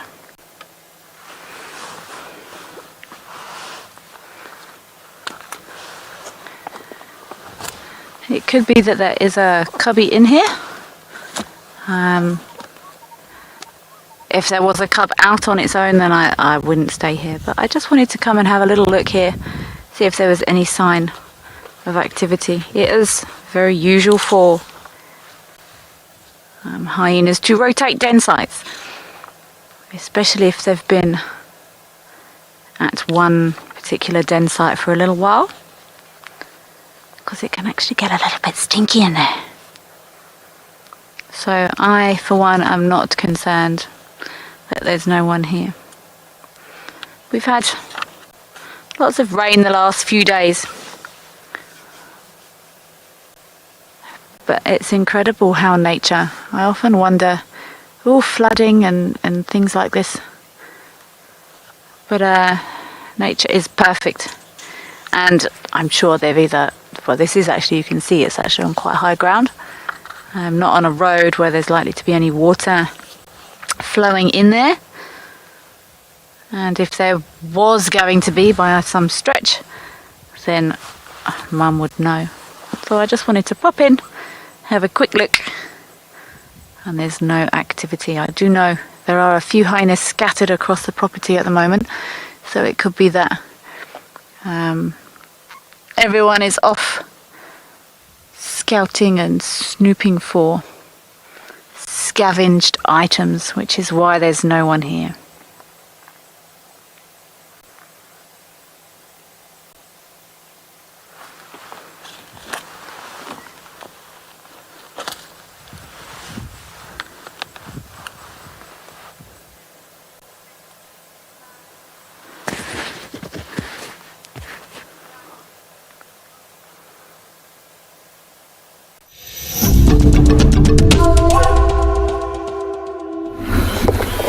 So we made our way to Buffalo Flats, actually very close to our eastern boundary, because this morning the Nkanyini female was here.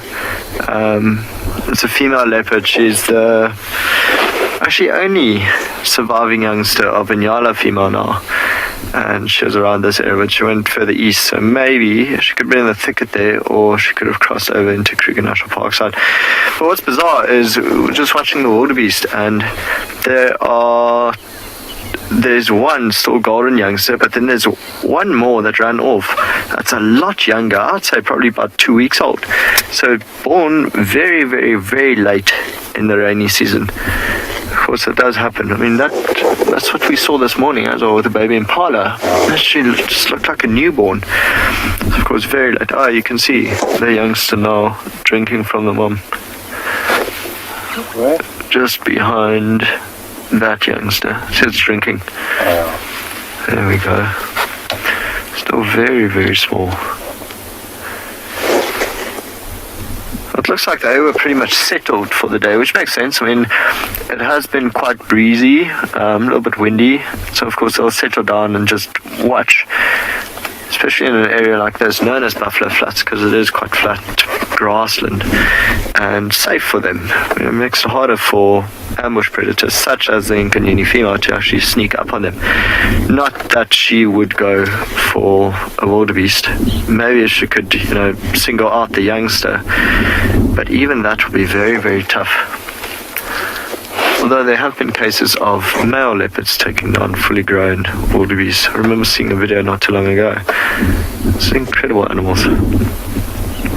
But they look very short. They don't look like they smell or see a leopard anyway, so I'm fairly certain the Nkanyini female has moved off.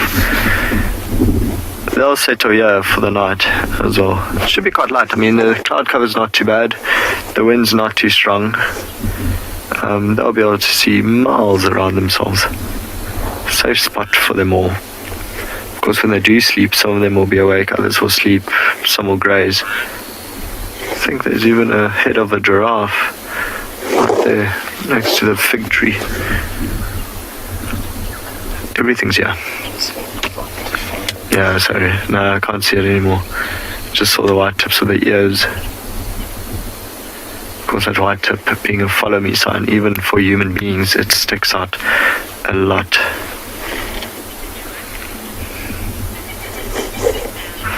Okay, it sounds like JP has found a few visitors for himself at the dam, so we're going to send you across to Pridelands.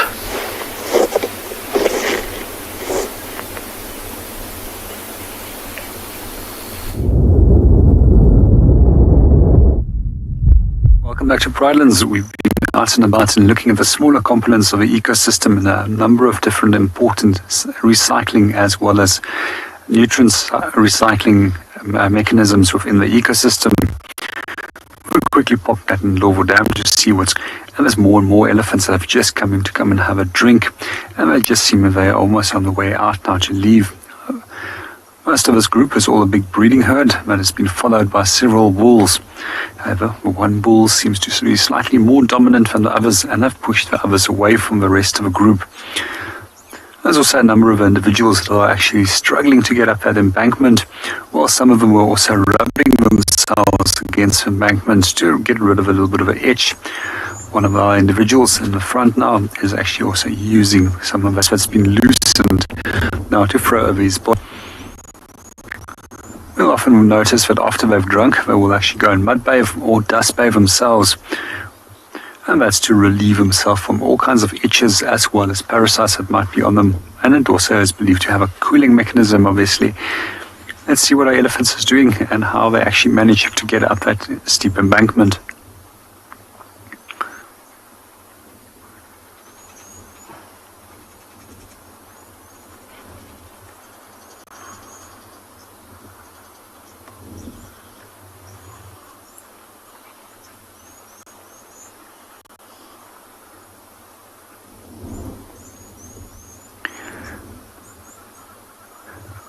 Well, our elephants are moving away. Let's go and see what Ben is up to.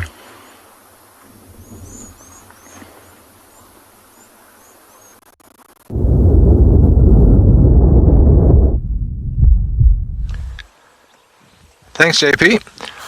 Well, so we've left the area of Columbo and Tundi and her cubs and all the leopards in the world, apparently, which have joined in the same area. And we've bumped into this beautiful bird on the road, this African hoopoe, named after its very distinctive onomatopoeic call, this whoop, whoop, whoop that it makes. It's just hiding in the grass at the moment. But stunning orange and black colours, and that lovely little crest, that erectile crest on the back of its head, which is all sort of tucked down at the moment, but under signs of stress or a little bit of emotion, or to surprise a predator. Of course, it can extend that crest right over its head. But a beautiful little bird. It's probing around in the ground looking for little arthropods, little beetles, ants, termites. Like a little pneumatic drill.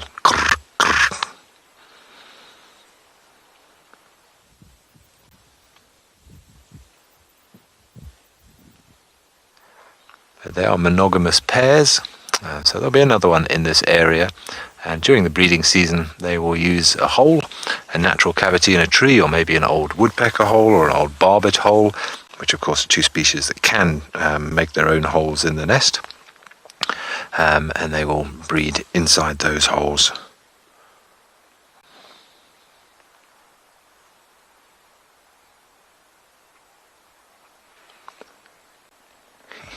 I'm hoping it spreads the crest out for you so you can enjoy that look. Very impressive when they do it. One of our favourite birds out here.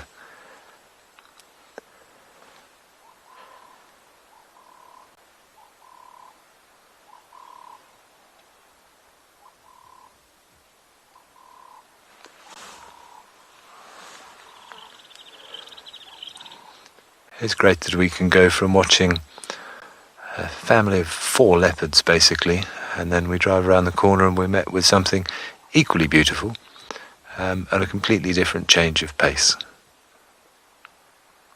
And so it doesn't matter whether you're a leopard or a hoopoe, you're still an integral part of this incredible system. And of course, with it being World Recycling Day, everything has its place out here in the ecosystem, and if it wasn't for all of these animals doing their thing, and that sort of trophic pyramid as herbivores are eaten by carnivores and herbivores eat the grasses, and if it wasn't for the soil types, we wouldn't have the vegetation that we have.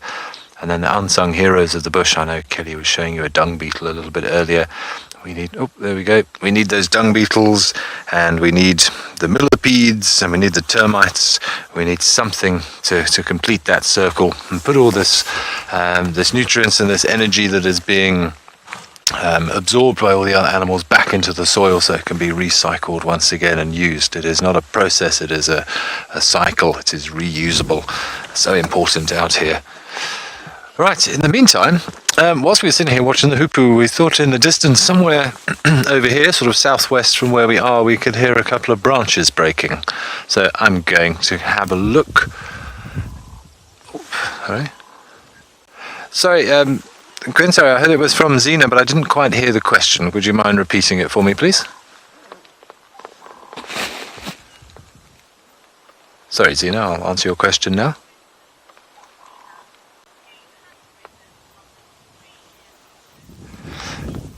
Zena, you're asking if we have records of a Eurasian hoopoe. It's not a bird that I've ever heard of, and I do enjoy my birds. I've never heard of a Eurasian hoopoe. That I will have to check for you. We do get a few Eurasian things over here. We get a Eurasian hobby, a Eurasian oriole, but I've never heard of a Eurasian hoopoe. In fact, we only have the African hoopoe and that sort of strict genus out here. We have a couple of wood hoopoes as well that are seen. 3 different species of those, 2 that we get in this area, the green-backed wood hoopoes and what is now called a common scimitar bill, but it used to be a scimitar-billed wood hoopoe.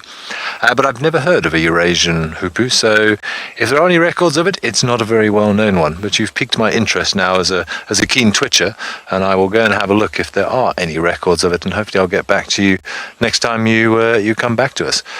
But thank you, Zena. I will go and check.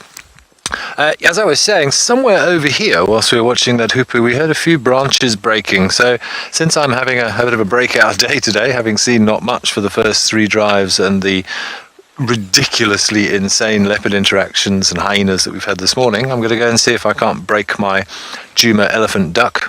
I don't know if they exist. So I'm just going to turn around somewhere down the road here, and there is a road heading off down in this direction, and maybe we can get lucky and find ourselves a nice big elephant as well. I'm just going to turn around quickly. Oops. Go on, Rusty. There we go. But that is very cool. Always nice to see the little stuff as well as the big stuff. African hoopoes are one of my favourite birds.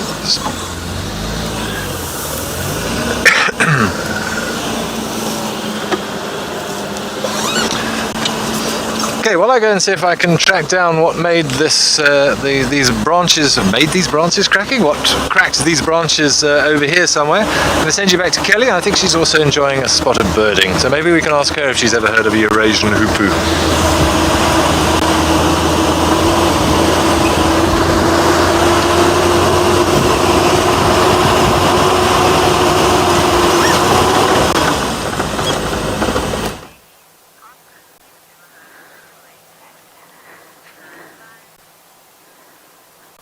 Thanks, Ben.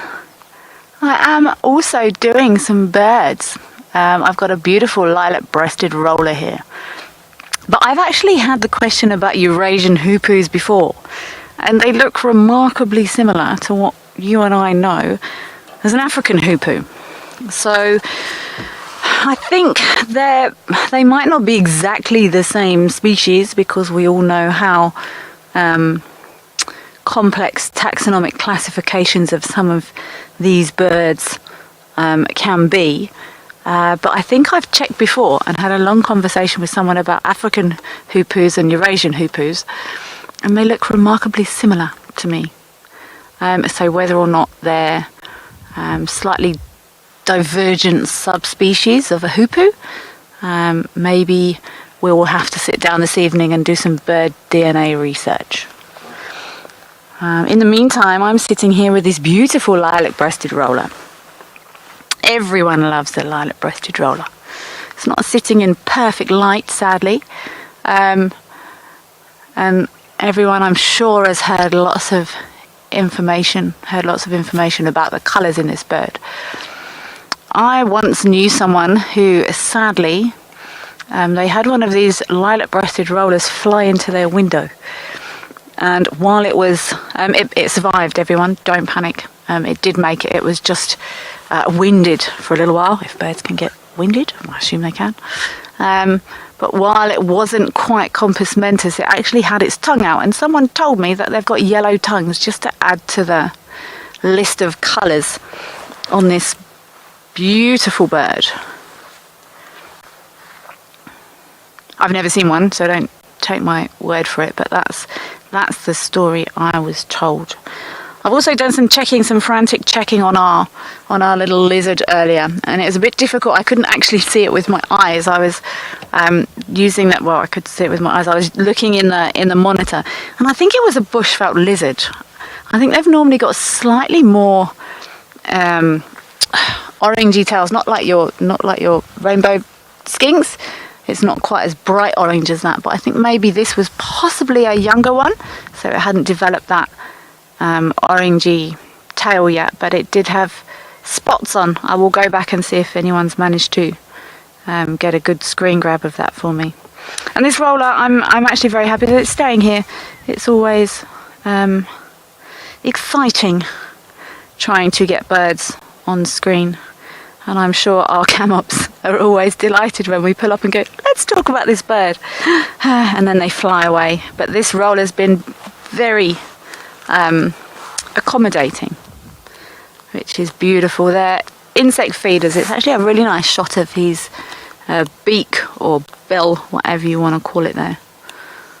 And they often use the sit and wait technique.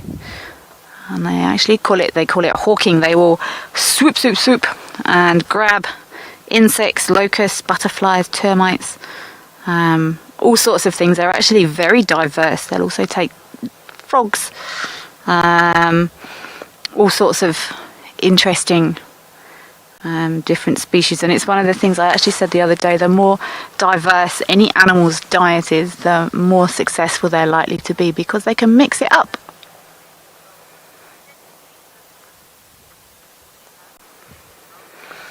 Ella, 10 years old. Can you keep this bird as a pet? My answer would be to probably everything out here. Just because you can, it doesn't mean you should. A statement that goes for many things. So technically, yes, you could catch it and trap it and keep it in a cage. Should you keep this bird as a pet? No. They are designed to be wild and free, as are all of the beautiful creatures out here, from our dung beetles that we saw earlier, through our birds, through our leopards. Wild and free is the way forward. There's actually lots of species that people do try and keep as pets, or do try and keep in captivity, and there's lots of animals that really struggle to survive. There's so many different aspects of nature that even with our research, even with our scientists, we still don't understand fully.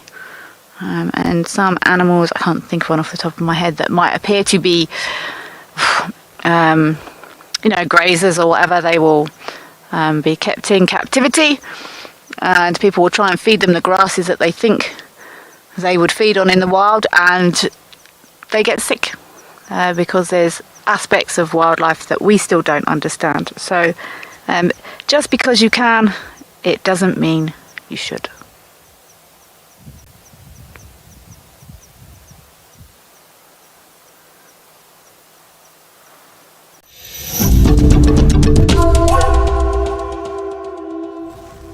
We've just very much taking the tone down a little bit this afternoon. We've just stopped her on Shabamu Road. A little bit earlier, I heard some branches breaking in this area, so I've just stopped to have a listen. And I think maybe we've got a couple of elephants somewhere in the block to our left, but haven't heard anything yet. But these elephants are so quiet if they're not feeding.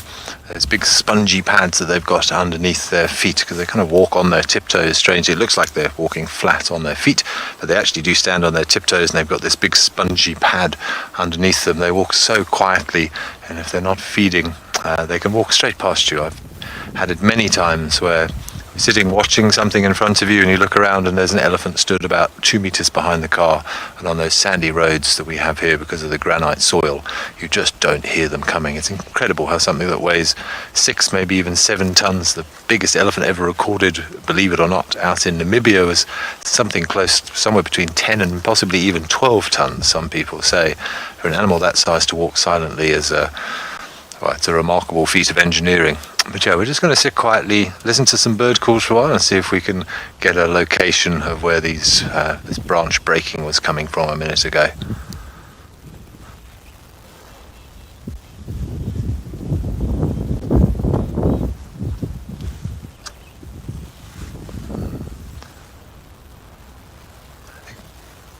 Possibly heard something off to our left. I'm just going to see if we can hone in on where the sound is coming from. There is a little bit of wind this afternoon. You might be able to see the grass and the branches blowing, which just makes it a little bit more difficult. But we'll see what we can find.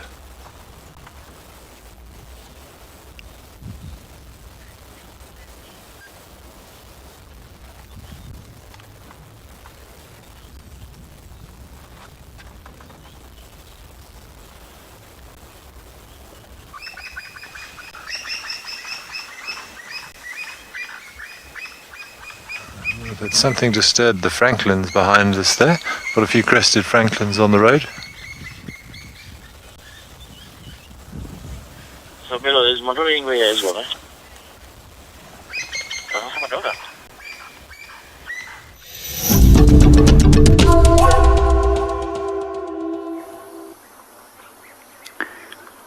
Good afternoon and welcome back to Pridelands. At the moment we are looking at a number of birds that are coming in to come and have a drink.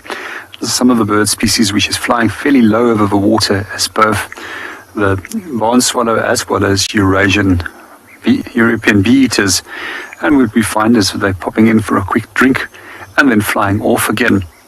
These birds both will very soon actually depart on their migratory journey for some 12,000 kilometers back into Europe.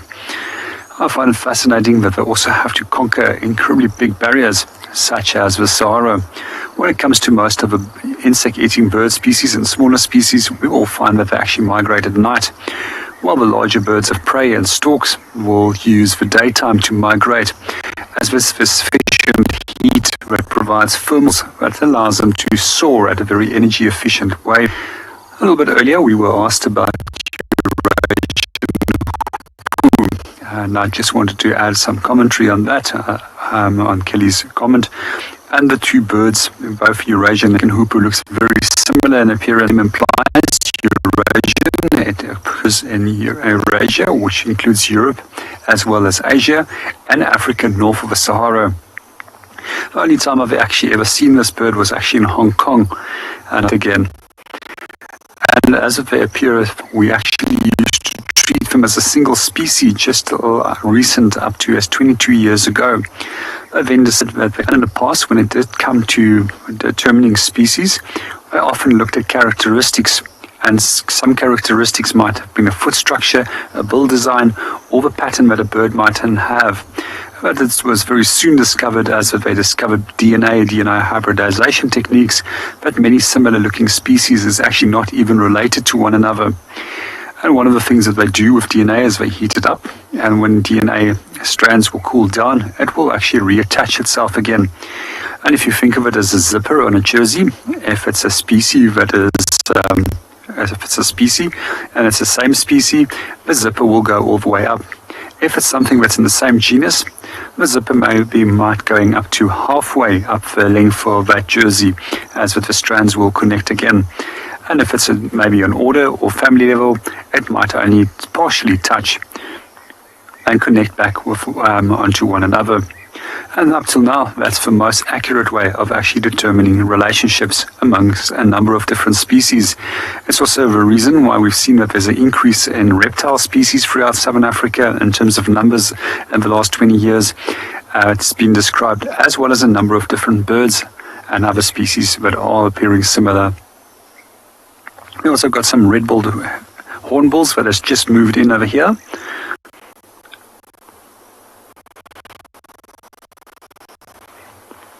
In the group there that's begging the whole time for food. We've been watching them for quite a while, and this group has actually had a nest very quite close by to here. We actually was watching them how they were being fed, and until they actually hatched and started following the parents. And meanwhile, while we're watching our hornbills, let's go and see what the others are up to.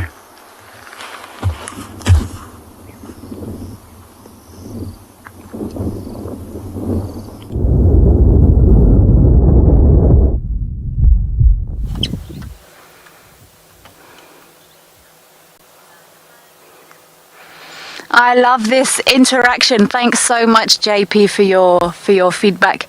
And Ben, it's so nice to be able to swap ideas without actually being with each other. It's really something I enjoy doing, is bouncing ideas off of other guides, other naturalists in our industry. And Rowan, also fantastic. I really, really enjoy this. I've just got to the entrance of the hyena den.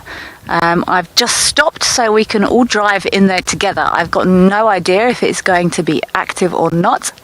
I'm just at the junction at the turnoff, so let's carry on and we will see if there's anyone home together.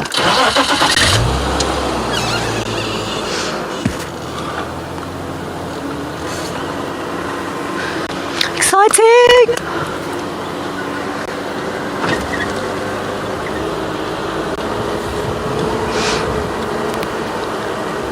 Will there be anyone home? Will it be vacant? I've got no idea.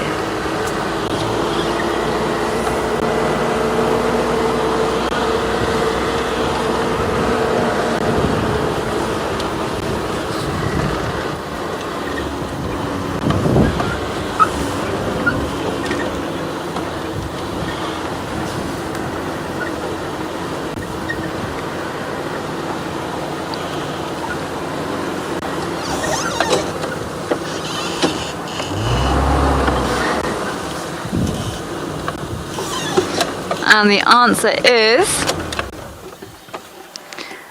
no. There is no one lounging around outside here either. I'm going to make my way round to the road to make sure there's no one on the road, but if I'm going to guess, which I shouldn't do, we do know there is a kill not too far from here. We know there are hyenas there. So it wouldn't surprise me if there's lots of loitering hyenas in the area, and as a result they're not at their den sites. They are out sniffing and waiting to see if there's any scraps being dropped. So I'm just going to check around the corner here. Again, I'm still not worried. Perfectly normal behavior and expected. So let's just check around the corner. But if I was a hyena and there was some delicious meat products around, I would be hanging around there rather.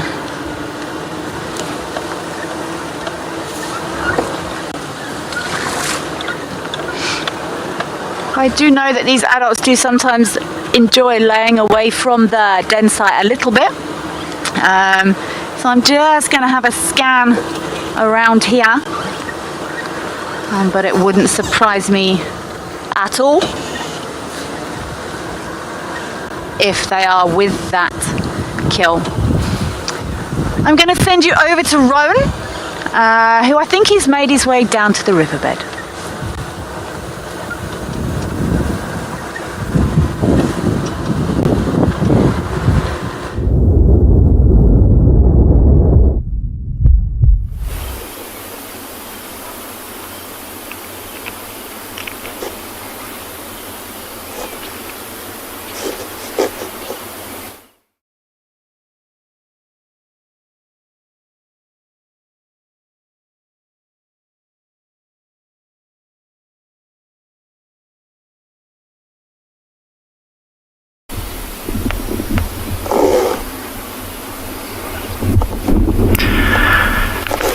So we've made our way into the Timbavati River, actually sitting at the junction of Tekwan and Timbavati, and came across another elephant bull. Like I said earlier, I mean, there are elephants everywhere. This one not as big as the one we saw earlier at Clara Dam, but I might say he's a little bit smarter coming into the river to drink. So what we would have done is dig a hole there, and now all the water is filtering through the sand, so it's actually quite nice and clean going into that hole. So he'll just slurp it up into his trunk and then tip it back into his mouth from here. Especially on hot days, good spot to find elephants. Actually a good spot to find anything really. You can imagine sitting in the riverbed, the wind funnels through it, there's shade usually on either side, depending on whether it's morning or afternoon, but really quite nice and cool being on the sand. You know, his right ear has been ripped quite badly. It could have been by, thorn trees or branches getting stuck in it. Might have just made a small hole in the beginning, and then him moving through the bushes, if a tree or branch gets stuck in it, just rip the entire piece off. You can see the side of it looks a bit tattered. A beautiful light on him as well as we approach that golden hour. I was saying to Morgan earlier, it should be a gorgeous sunset coming our way.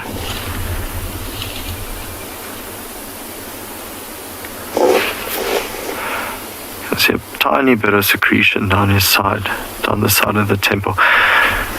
Also, I mean, from this angle, you can see quite clearly he's not as old as the bull we had earlier, so the indentations on his temple not really as deep. The head really not as broad, but still a big boy. Just throwing some sand on him to cool himself down.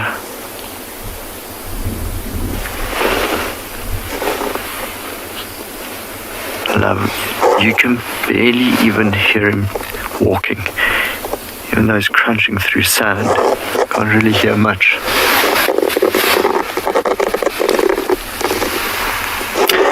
So, Sarah Brown, they usually use their legs, their feet actually, to dig. Often the heel of their foot. They'll scrape it back,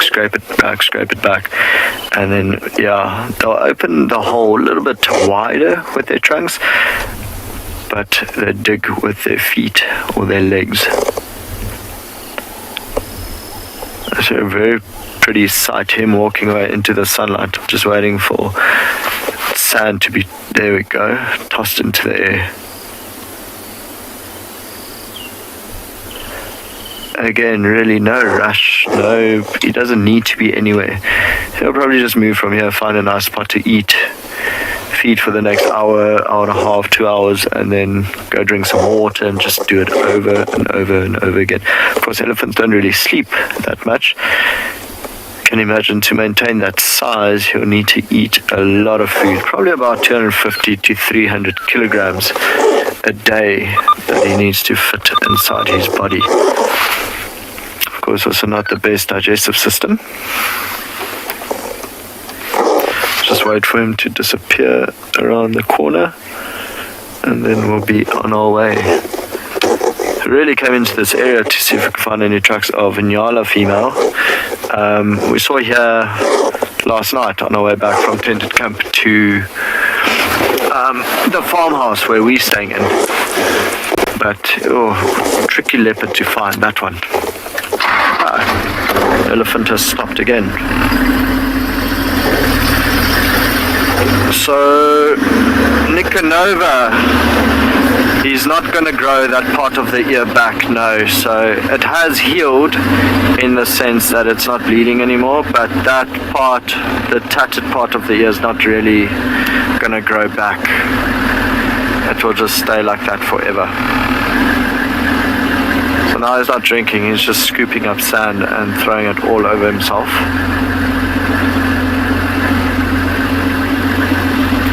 The direction he's heading in, there's a crossing here called Cement Crossing that you'll have to cross over. Sorry for all the crosses. And then there's more water on that side. Early on our way to lunch, there was an enormous breeding herd of elephants just on the right hand side that was drinking there.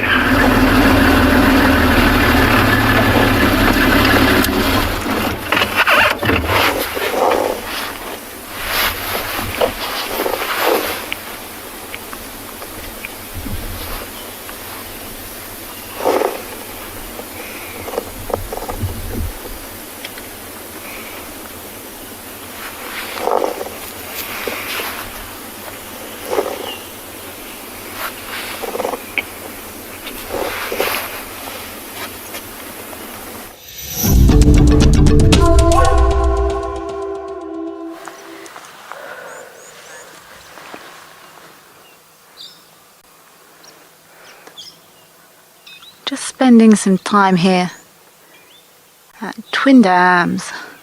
It's such a beautiful afternoon. Absolutely perfect weather. This is the weather I really enjoy being in the bush in. There's actually a pied kingfisher slap bang in the middle of that shot. There we go. Just fabulous. Oh, difficult to keep up with him though. He's pied kingfish is one of the few kingfishers that actually fish for fish. There he goes. So normally aquatic, normally found around water bodies, but this it's so difficult to translate it through to that camera. The temperature is perfect. It's probably maybe 25 degrees, 26 degrees. The wind has dropped now. The sun is shining. It's not too hot, not too cold. Absolutely perfect.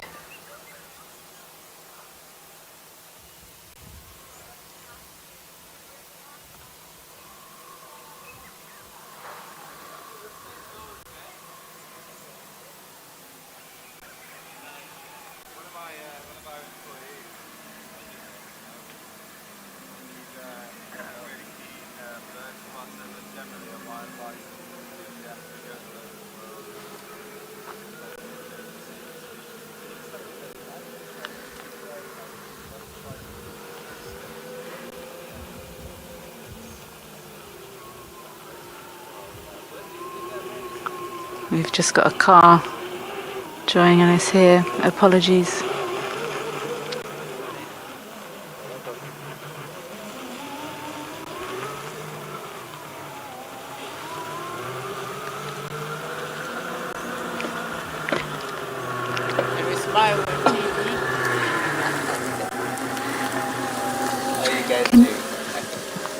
One second.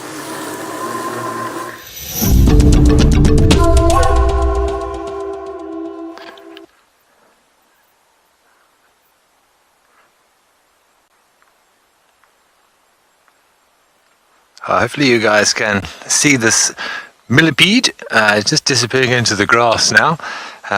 But I wanted to show you this guy because he kind of caused a bit of a roadblock, so I stopped to let him cross the road, and he's taken his time. I'm hoping he'll pop out on this side of the grass in just a moment. I also want to give a shout out to Kelly and JP for their Eurasian hoopoe knowledge. I also did a quick check whilst you guys were away from me, and yes, obviously far more prevalent in Europe and Asia. And I have to say, being English myself, when I came over from the UK, I had no interest in birds whatsoever. So I probably did see a Eurasian hoopoe up there and had no concept of what it is. Oh, here comes our millipede now, he's popping out. So as I think Kelly said as well, wonderful that we've got all these different experiences and different knowledge between us in specialist areas. So I hope that answered that question. But I think it's a good idea to show you this millipede, because we keep talking about recycling, with today being recycling day, and this is one of these organisms we classify as a decomposer. Very, very important for recycling those nutrients and making dead stuff available to plants to reprocess. He's on a bit of a mission now. He's going to disappear off into the grass, but you can see how all those legs work in unison together, and they create this sort of wave effect. You would think there would be quite a lot of processing power in order to coordinate all of those legs. Remember, 2 legs or 2 pairs of legs per body segment, so 4 legs per body segment. And millipedes don't have a brain like you and I would think of, but they do have a sort of a main brain, if you want to call it that, in the front of their heads, and that is responsible for operating the ocelli, which are very primitive eyes in terms of picking up differences between light and darkness, and then of course the antennae, which it's constantly moving around, picking up chemical symbols, not symbols, you know what I mean, chemical stimuli, that'll work, just to enable them to interpret their surroundings. And then, believe it or not, in each one of those body segments there's what we call a ganglia, which is kind of like a miniature brain, and all of these brains, if we want to call them that, work together in unison to be able to get it to coordinate the sort of wave effects of the legs. It's actually beautiful to watch. So yes, one of our many decomposers out here to whom we are very, very grateful for. They will eat a lot of decaying plant matter. You even get some species that feed on lichen, which is that grey sort of plant type thing that you see growing in trees, particularly in the shade, which of course is actually a symbiotic relationship between either an algae or a cyanobacteria that synthesizes and produces energy, and then a type of fungus which is responsible for creating an attachment point for that organism and also for holding water. In the meantime, we were actually heading down this road because when you left us before, we had audio of potentially some elephants, and we did just spot a grey mass moving through the bushes, but it was very, very thick in there, and we weren't able to get you a good visual. But just over here behind me is Treehouse Pan, and we saw the elephants somewhere in this area. So we're going to take a slow drive down towards Treehouse Pan and hope, look like a little breeding herd, that they are going to pop out, and maybe we have elephants drinking at sunset, which would be a pretty spectacular finish to what has already been an incredible afternoon. So yeah, I think I'm going to hop back in, and we're going to see what else we can find on our trip down to Treehouse Pan.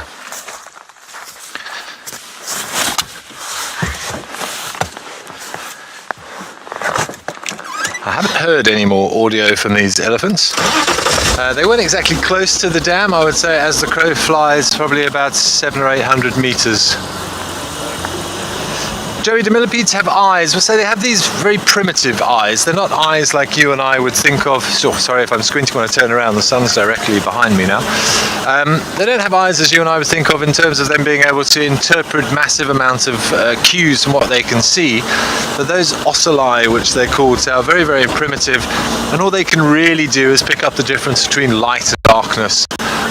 Millipedes are far more reliant upon those antennae and will interpret their environment based on those chemical signals that they can pick up and process through those antennae. I see there's some elephant tracks on the road here. Actually look as if they were going back this way, so maybe they've come from the dam already. But we'll see, maybe we find something else at the dam. So thank you, Joey. Yeah, not eyes as you and I would have, but they do have the ability to sense the difference between daylight, and that's very important. A lot of animals have that sort of basic ability. It just helps them as sort of cues in terms of when breeding season is, or incubating in terms for egg-laying season for insects, mating season for most animals. It's taken very much off. So I thought maybe we had a drag mark, but it's where an elephant's dragged his trunk, nothing to do with leopards. Yeah, just sort of interpreting how much daylight there is, because of course in the summer months we have much longer days, thanks to the tilt of the Earth's axis, which means that one hemisphere or the other is pointing towards the sun and gives us longer days and shorter nights, and vice versa during the winter months. And those primitive ocelli are really more designed to pick up changes in day length, and that's an environmental cue in terms of so that animal knows when to do certain things.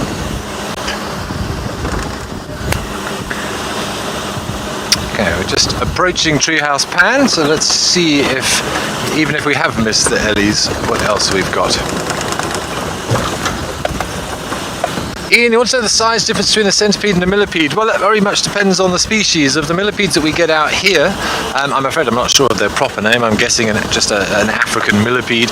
They can get very, very large. The largest ones, I think, on record are sort of around about this size, although it should be noted that no millipede has ever been recorded with as many as 1,000 legs, as the name would suggest. Centipedes that we see regularly here are generally not as big. Oh, we're gonna get a, you guys just in front of me there, we've got a hippo. He just did a very, very nice yawn. So I've got a vehicle coming the other direction, so I'm just going to move out of their way. Centipedes generally more flattened body. I think the longest centipede that I've ever seen is probably about sort of 15-20 centimeters perhaps in length. So we do have a hippo here at the dam, so he just gave a yawn, probably because inadvertently we had two vehicles approaching him from opposite sides, and he maybe just gave a little threat display.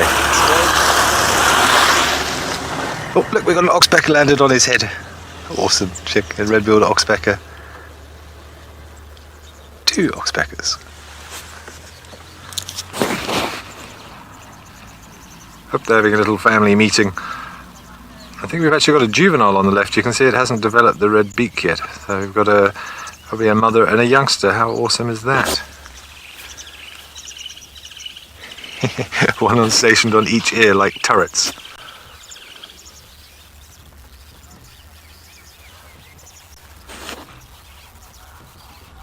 It's a day of little family portraits, it seems. On top of all of our leopards, we've now got a mother and, well, I'm not prepared to say son or daughter oxpecker.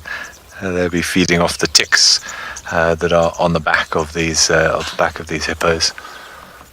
Just going to move up onto the dam wall. I can hear an impala snorting at something. He doesn't sound particularly upset, but something's bothered him. Let's just see. The way this afternoon's going, it could be anything. Or maybe they can just hear us. I see them off to the right here. We've got a little bachelor herd of impalas. Not sure if they've seen anything, or whether perhaps they just heard us talking and moving. If you can hear that pitter-patter, our hippo's just defecated, and in classic hippo fashion has just sprayed himself with dung. So our little oxpeckers have now migrated from the hippo to the impalas. Well, of course, you might have heard it didn't. Oh, that might have been what we've heard. As you can see, we've got a couple of them having a little altercation now. We are coming into rutting season, where of course these males are going to start fighting for dominance amongst each other and adopting their little seasonal territories for mating rights. That normally happens between April, May, and is often triggered by the full moon in April. It sort of normally lasts for 3 or 4 weeks.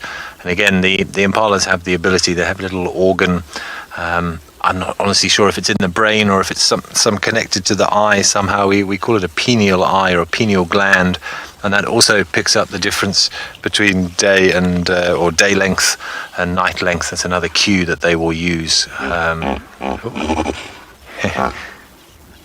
the hippo found that very funny. To help them know what time of year it is to do certain behaviours.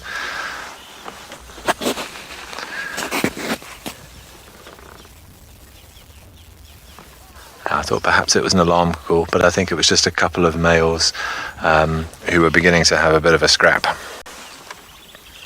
Okay, I'm going to sit here by Treehouse Pan for 5 minutes or so, maybe even longer, and see if anything comes down to drink. Maybe we'll watch this hippo for a little bit, and hopefully he'll put on a bit of a show for us and give us a nice yawn at some point when you guys return.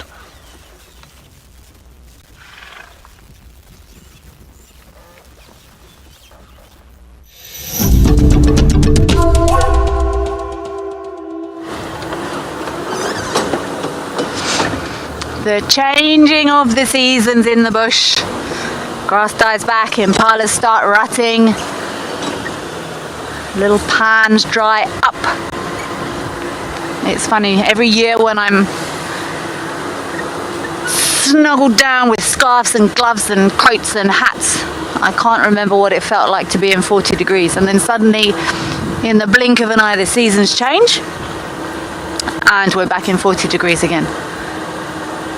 And so the seasons keep on rolling. Nature at its very finest. And we just need to learn to roll with those changes.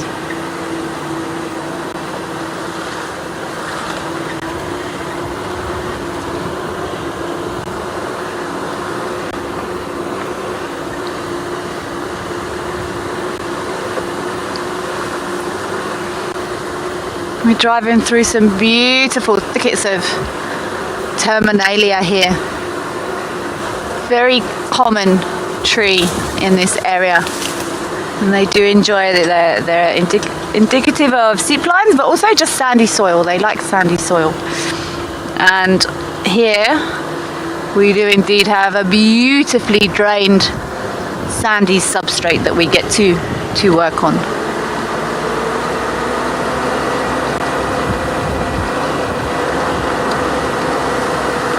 There's a woodpecker on that tree.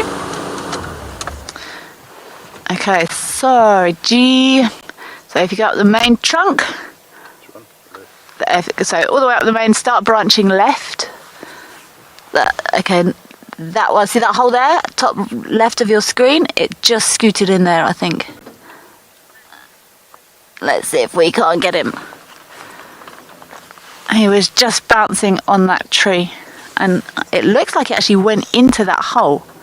Oh, there's some oxpeckers there. Maybe it was an oxpecker I saw. There's your oxpeckers. Maybe I saw an oxpecker going there because they also nest. They could be here. So maybe it was...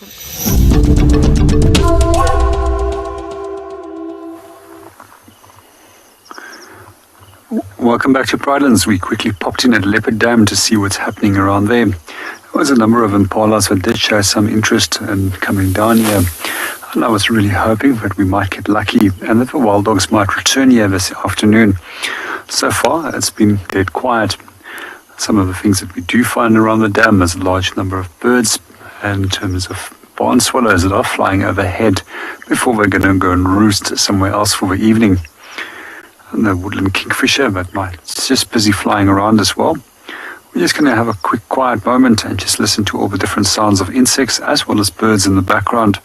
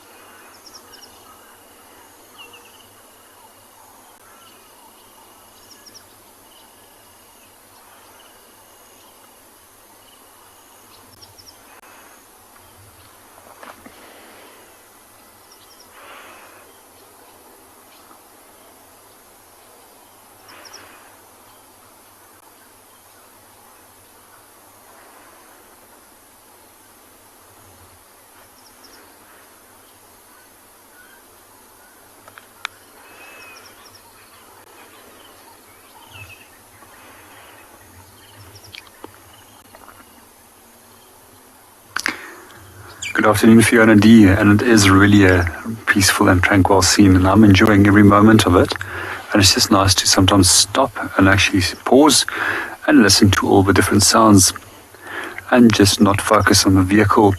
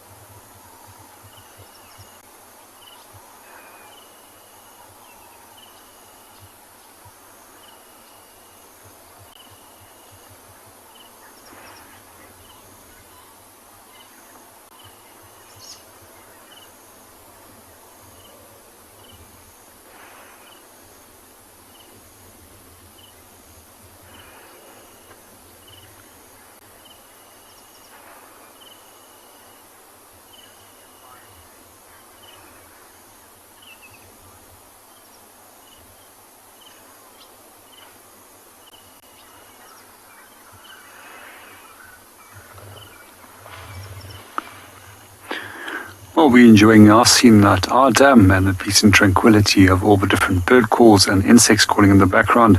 Let's go and see what is happening at Ben's Dam.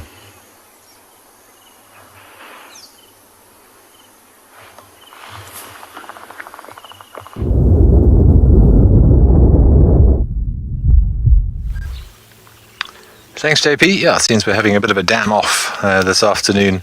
Well, we've got what looks very much to be a hippo bull chilling here in Treehouse Dam, and we're also just enjoying this lovely afternoon light. We had a couple more oxpeckers that came and had a little bit of a family meeting on the hippo's back a moment ago. They seem to be flitting between the hippo and the impalas, which are behind us now. But yes, it's a wonderful, serene moment here. We did have a yawn or two a little bit earlier, so I'm kind of hoping that he's going to show off his impressive dentures again whilst we're here. But he seems to have, after a little flurry of activity, he seems to have relaxed again. But it's a lovely afternoon now. The temperature's dropping quite quickly as the sun is beginning to dip towards the horizon. So we're going to sit here quietly for a little bit, enjoy the hippo, and also see if we can pick out any nice bird calls or sounds perhaps of these elephants in the distance. Oh, we might. Are we going to get a yawn?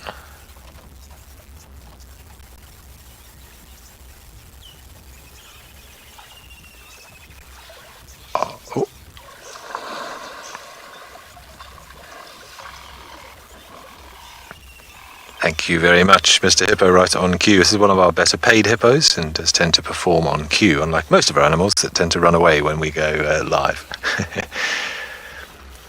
But you saw those very, very impressive sets, particularly the lower incisors, razor sharp, sort of self-sharpening on the upper jaw, on the upper incisors as well.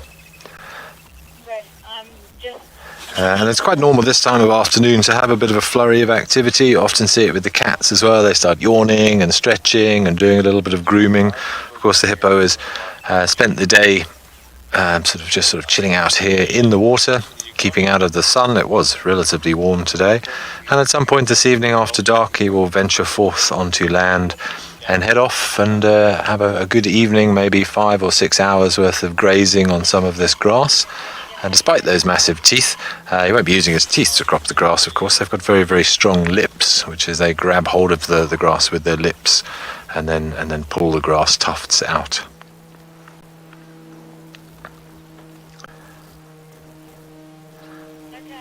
But watching him yawn reminds me of a... Oh. Tina, thank you for the question. How do they mark their territory? Well, I was just about to tell you a story about that, and then I heard your question come through. So excellent timing. Thank you, Tina. So males, especially whilst they're out, when they defecate, they'll actually flick their tail, and that sort of sprays their dung everywhere. And they also call to announce their territory as well. But particularly whilst out and they're walking around, they will splatter their dung across vegetation. Obviously, by breaking up the dung, that allows for a larger surface area and more smell, and obviously the hormonal information contained within it to sort of seep it into the air. So if any other hippos coming into this area will know that this is his territory. I love this Loxbecker hitching a lift. That reminds me of a little African story I wanted to tell. It's a lovely sort of cultural Zulu story as to why hippos yawn and also why they do splatter their dung around. So the story goes that many, many years ago, hippos lived on the land and they were carnivorous. And they were eating impalas and hunting various antelope species. But their skin, as we know, is very susceptible to the sun. So the hippo went to the bush gods and asked if he couldn't rather live in the water because he kept getting burnt and dry, cracked skin. And the bush gods said, "Not a chance. Look at the size of you. You're going to eat all of the fish. There'll be nothing left. You're going to destroy all of my dams and water sources. No way." And the hippo begged and begged. And eventually they struck an agreement whereby the bush god said, "All right, you can live in the water, but on two conditions. One, every evening, I want you to open your mouth wide to the heavens so that I can look down your throat and make sure that there are no fish bones stuck in your teeth. And every time you go to the toilet, I insist that you break it open so I can double check and see that there's no fish bones in your dung." And that, according to this lovely African story, is the reason for those hippo behaviors.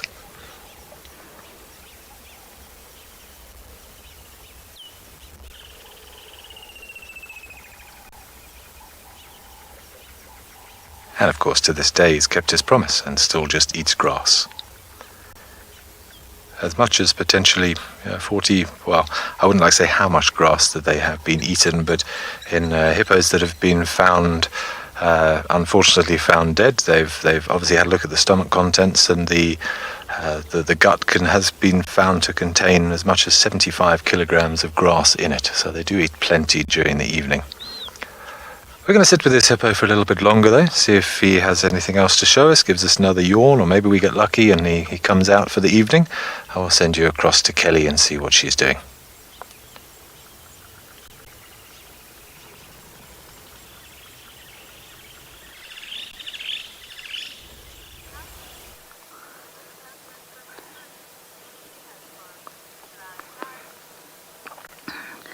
Ben, I hope you're enjoying your hippo there. I am playing tactics, if I'm honest. I am very excited to go back and maybe see what is happening with our leopards. I've only seen these cubs once, so I'm hoping, but what I'm planning is when it cools down a little bit, we might get some more activity there. So I'm going to be going there just now. But in the meantime, I've just stopped to have a look at this beautiful silver cluster leaf. As I said, they like sandy soils, the Terminalia sericea. Many of the plants here do have lots of traditional or medicinal uses. One of the main parts of this plant that are used, often the roots are used, but also the bark can be used in the treatment of often used topically to treat wounds. And more recently I've been getting very interested in these medicinal uses of plants, and I've become curious around how they actually work. And I've done some reading around these beautiful silver cluster leaves, and it's the Analignan B which has been isolated from this plant, which has got antibacterial and also anti-inflammatory uses, or has shown signs of being effective in these areas. Also, some of the extracts have also shown strong antifungal effects. And I could show you a picture of Analignan B if you're interested, but probably not. But I do like to do additional research behind these medicinal uses, so that would make complete sense. Being used to treat wounds, and that Analignan B has been proven by science to have antibacterial and also anti-inflammatory properties. It's incredible here, actually, the different uses that plants have. One of the most common components of plants that do have medicinal properties are the tannins, and there's two basic groups of tannins that are found in some of the plants. Hydrosoluble tannins and also condensed tannins. They have lots of uses.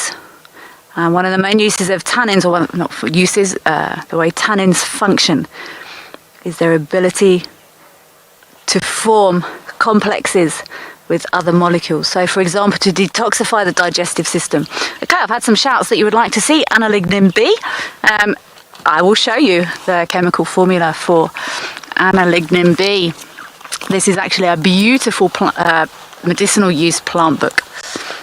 So this is a picture of analignin B, the chemical structure.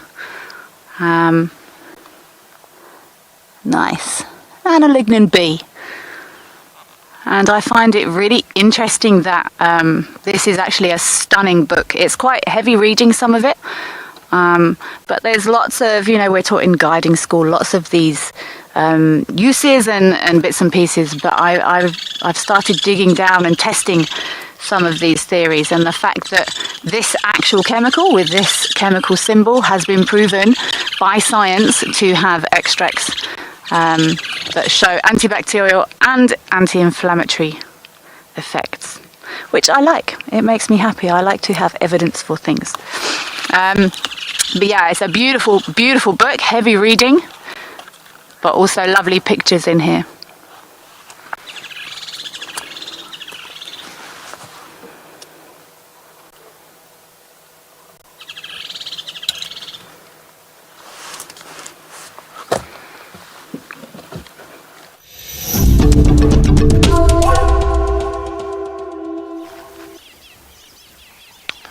Well, after 3 or 4 days of cloudy, cool, and to be honest, rather miserable weather, we thought we'd take a moment here on the dam wall at Treehouse Dam and just watch these beautiful colours as the sun begins to sink towards the horizon.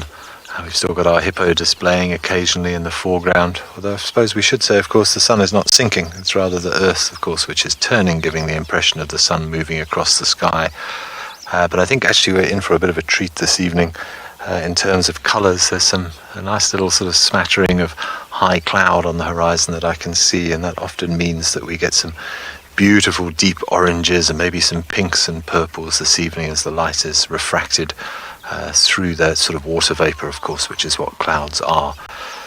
So we're going to sit quietly for the next couple of minutes and just watch the colours change in front of our eyes, see if our hippo does anything particularly exciting, and listen to the bird calls as they flurry about and finish off their daily business before settling in for the evening as well. But what a tremendous day it's been thus far.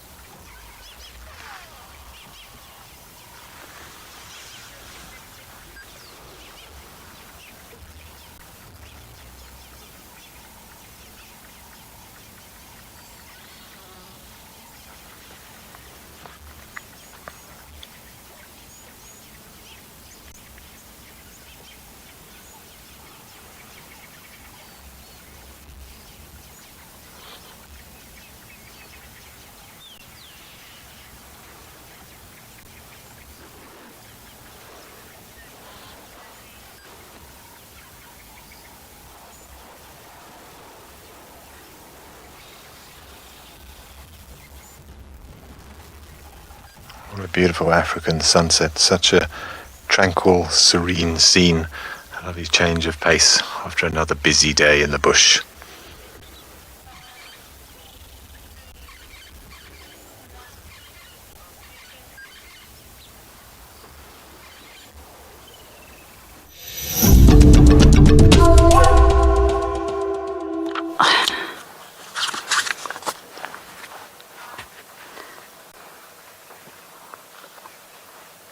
What I should do is start putting little markers on these little seasonal pans. I'm not even sure if I remember seeing water in here in the last week or so. It may even be that this has filled up with the rain we've had in the last couple of days. I do know there's a little island that formed in the dam close to camp, where dam camp is, that I'm going to keep a close eye on. But it's really interesting to see how quickly these water levels drop. The next, well, I've looked as far as a week or so. It looks like stunning weather. Perfect, no rain forecast.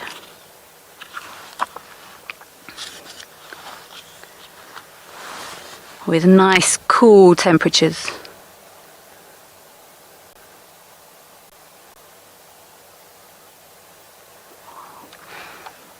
We spoke about these guaris the other day, and it's actually, we're seeing some of these guari bushes at the moment which are covered in berries.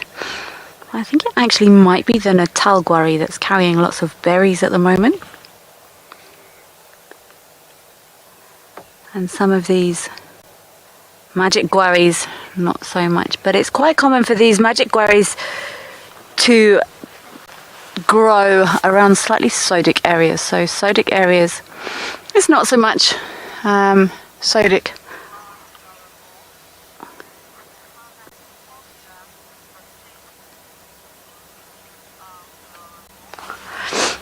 I didn't quite catch all of your name. I'm going to give it a go. Alfloamorph. It was shaped like a question mark. It does fascinate me in nature how so many of these symbols and formulas and chemicals, they're just being discovered and isolated. Alfloamorph, I believe. Apologies if I've still got that wrong. There are so many question marks, as you say, in nature that we're still yet to discover. And there's new papers and research coming out all the time. And it's really nice as a naturalist to be able to stay abreast of this information. It never ends, and I know for a fact Ben would agree with me. It's the learning new things that keeps us motivated. It's fabulous to be able to be out here and see all these new things, but it's really nice to be able to share things with all of you out there as well.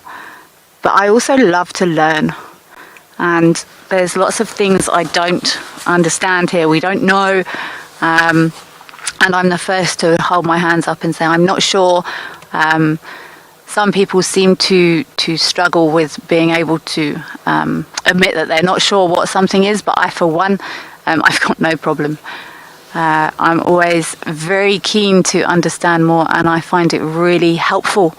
Any feedback that any of you do give, if I don't know something, then you help me. We all learn together. I've got no problem with all learning together.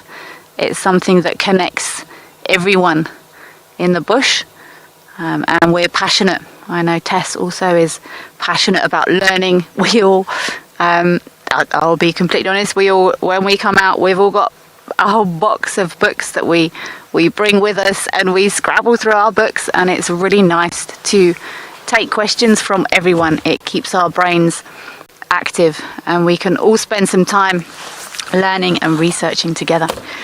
I'm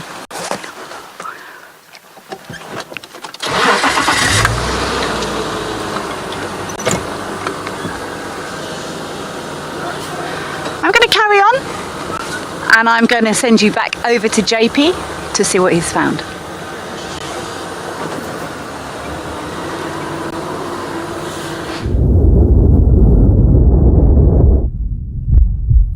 Welcome back to Pridelands, and for me this is a lifer. It's called the Southern Ground Hornbill. That means that first time that I've actually seen this for Pridelands, although I've seen a few times throughout Kruger National Park and another number of other areas.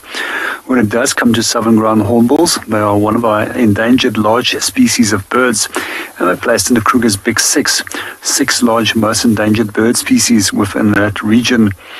And one of the reasons why they're so endangered is because they're losing a lot of their natural nesting cavities. And when big trees is what they need, of approximately, with holes in it, of approximately some 40 centimeters in diameter. We also find that they also get utilized in the muti trade, as that they believe that they can also be used for rainmaking. But in certain cultures, they also believe that you should never harm them, as that they can bring rain and flooding to your area. And that will lead to the loss of homes as well as crops. There's a number of other things that we also find, which is also why they're so endangered, and that is their slow reproductive rate. And when it comes to reproduction, we find that a group like this will have a dominant male and female in the group, which will be responsible for all the breeding. And the remainder of the birds will be assisting them with helping to raise those chicks. Or chick, actually, to be more correctly, as one of those chicks will actually kill off the other chicks, which is referred to as siblicide.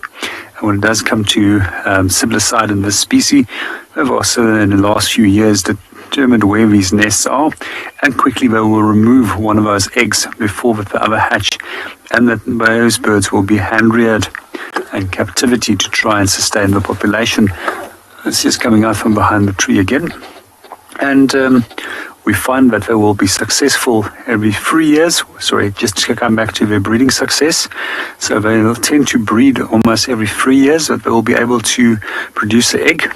And they find that every 9 years on average, they will be successful at raising a chick into adulthood. When it does come to feeding, they're also the most carnivorous of all the hornbill species, and they'll go for anything from giant land snails, tortoises.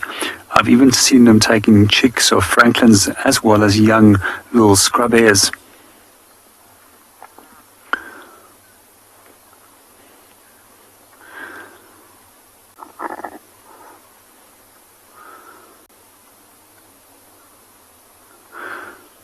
If I can just ask that the question can be repeated quickly.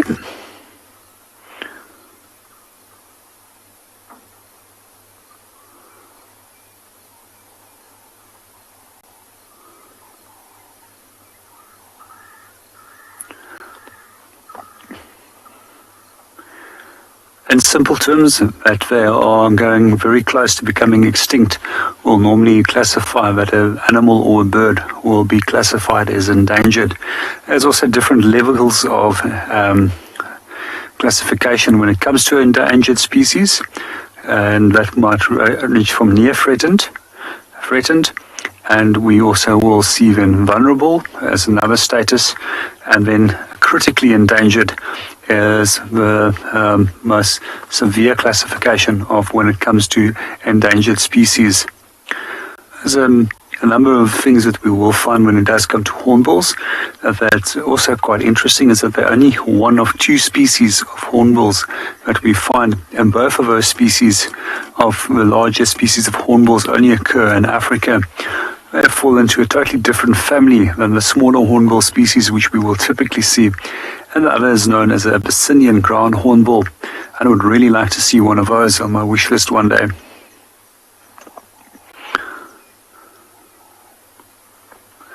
I really hope that they can also stay here at Pridelands, because it's such a special bird to see. We're going to stick around here a little bit longer and see what they're up to. And meanwhile, let's go and see what the rest of the teams are doing.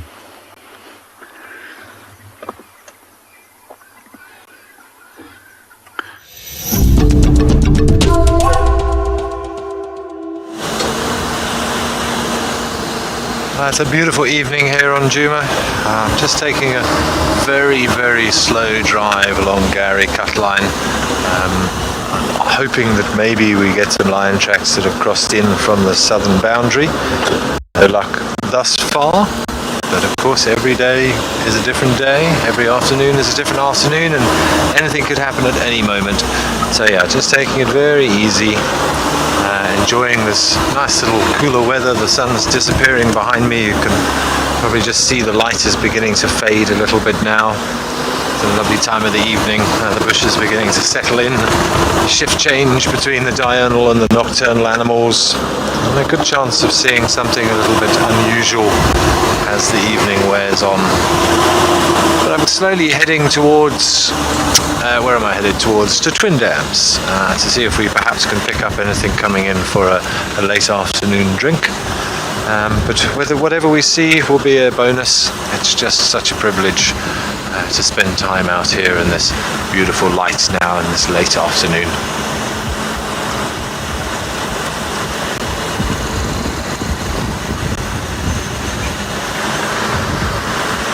Because we're on a slope, I'm going to go into stealth mode for you and just let gravity do the work so we don't even have the sound of the engine to worry about. Maybe we pick up a few calls whilst we're moving.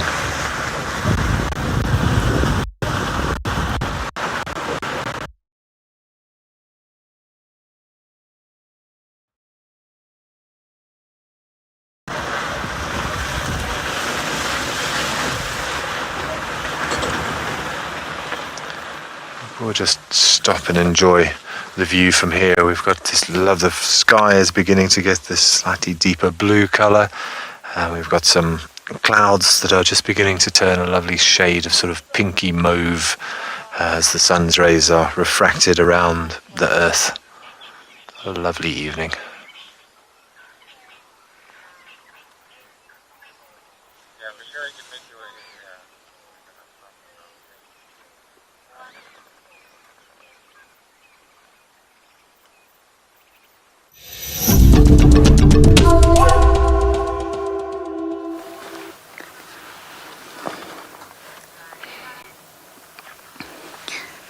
I've got spots.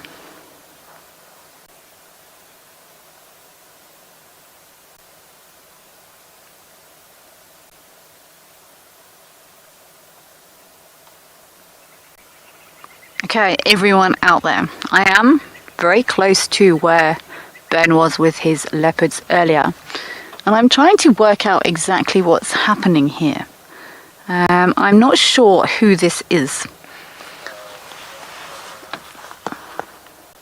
But if anyone, I certainly can't, if anyone can ID this leopard from this image, I would be most grateful. It looks like quite a big leopard to me. I'm not sure if our Ghost of Juma is in the area. I'm not sure if anyone else is still active on that kill. But this looks like quite a big head in the grass to me.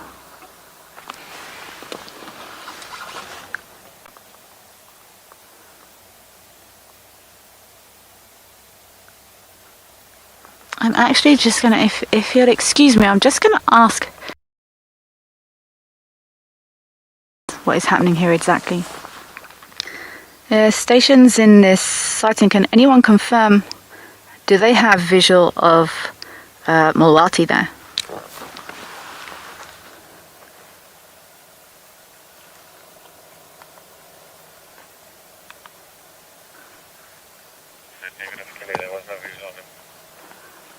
You? Well, I'm not sure, to be honest, but what I am going to do, I'm going to carry on backwards a little bit. So we know there's one leopard here. Let's count them down. This is super exciting. I haven't been here and I don't know what's happening here. So let's go find out.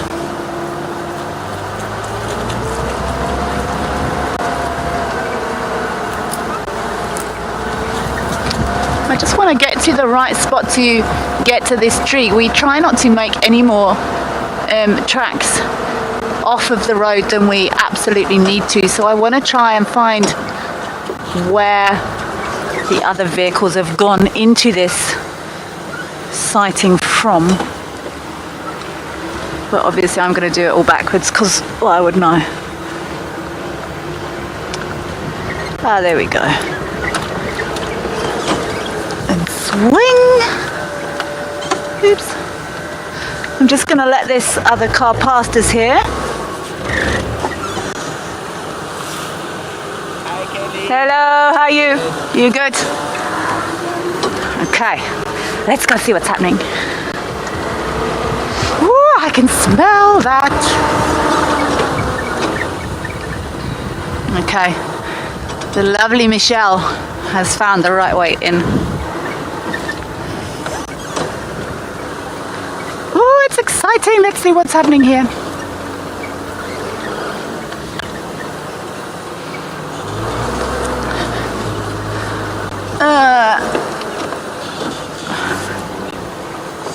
Let's go. Oh, we've got a hyena.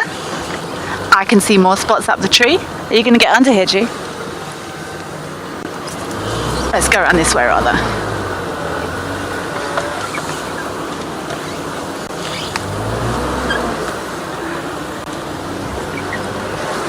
Okie dokie. Let's get ready to rumble.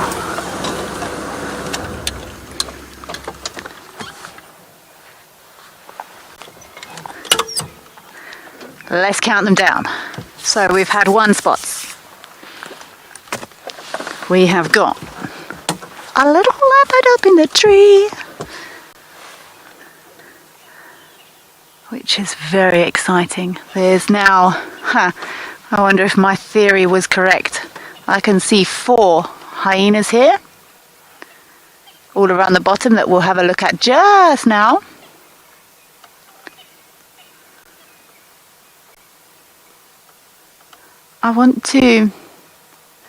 I just want to let Michelle know that there was another leopard asleep just next to the road there.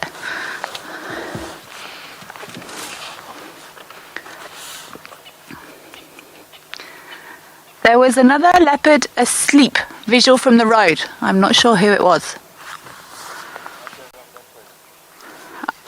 Cool.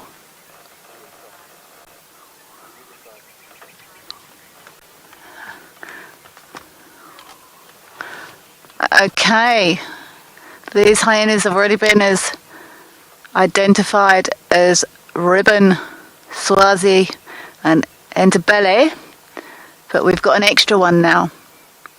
So I'm just gonna loop around the other side and see what the visual's like from the other side. I want to count these spots.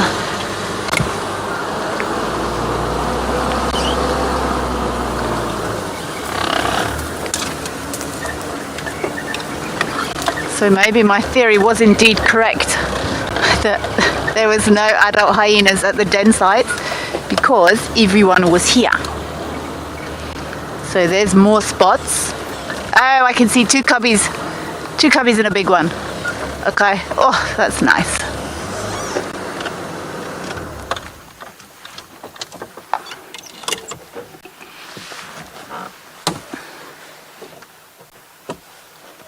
We have lost light quite quickly here. There's the other cub is on the other side of the tree. I'm going to loop around now. There's one dangling off this branch. Okay, so this must be Lady Talamba. I'm going to go round once more and we can see if we can spot this other cubby cub. Oh, this is so cool. 3 leopards in a tree and 1 on the floor. Oh, look at that image. There's the two cubby cubs. Look at that. Okay, so sensitive viewers. Oh, there's another leopard. Oh no, that's the same one. It's a different angle. Oh, this is confusing.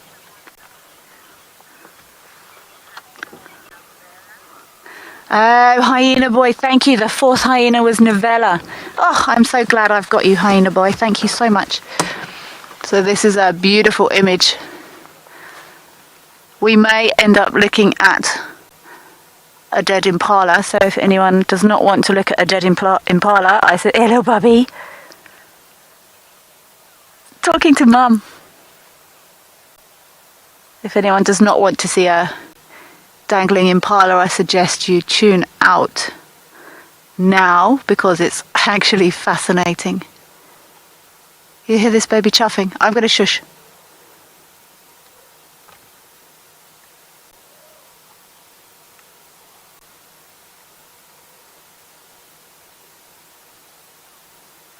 It makes me think that other leopard we saw by the road was possibly Tundi.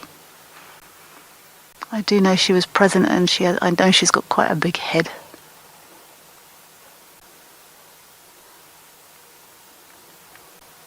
Mum's making her way to this little one now by the looks of it.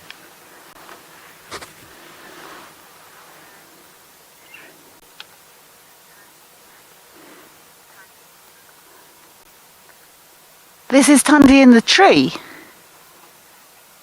Thank you, Kelly.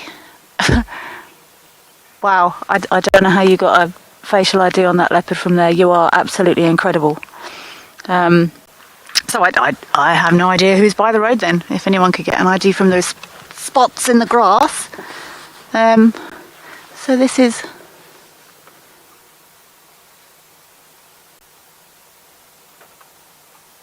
This is Cubby's with Grandma then.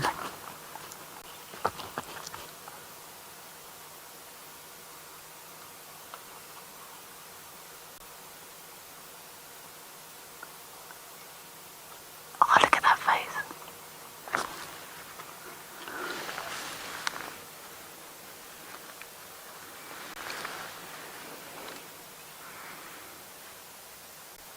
So we have had permission. I did ask, and we are allowed to stay with these cubs. Rosemary, absolutely priceless. I cannot remember the last time I saw 3 leopards in a tree and 1 on the floor. Absolutely crazy. But I have checked, and we have been given permission to stay here and shoot purely in infrared with these cubs, as long as they are in the tree. If they come down to the ground, then we do need to leave this sighting. They are still bubbies, and we don't want to have any impact on them.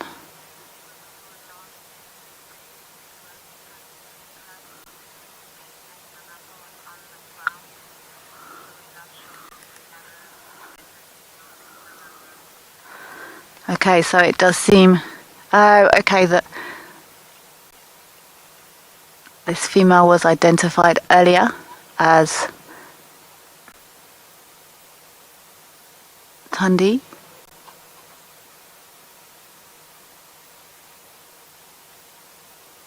So yeah, if these cubs stay in the tree, we're allowed to keep filming until pretty much until the end of the show. As long as they stay in the tree. If they come down from the tree, we need to leave them in peace. But I'm not going to sit and... Oh, we've got a hyena standing up in front. What's this hyena scene?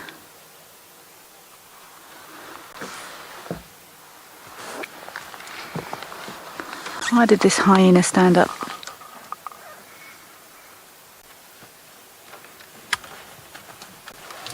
This hyena just stood up and ran away. I wonder why. Oh, this hyena's also stood up on the right. Oh, this hyena's running. Oh, where are they all going? What's happening?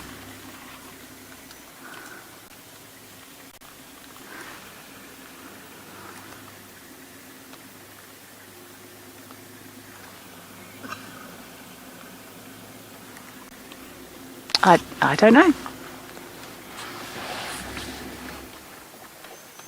Oh, that's a nice image. Look at that. Oh, you know, we focus so much on the close-up faces, but this is a stunning image. You can see the outlines of all 3 of these leopards. Anyway, I'm going to be quiet for a bit.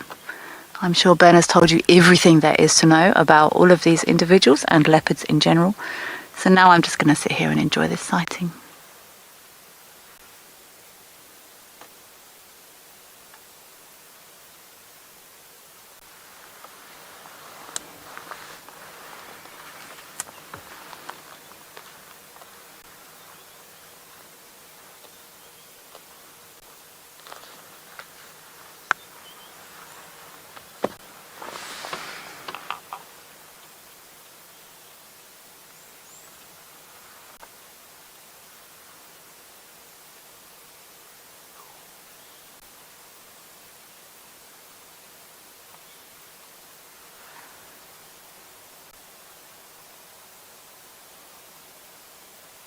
One, two, three.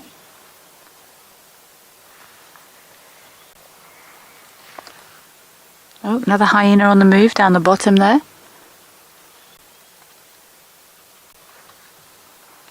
I don't know where those other three went.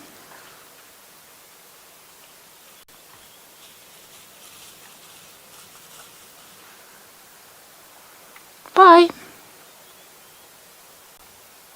I'm not sure what they know that we don't, and maybe we'll never know.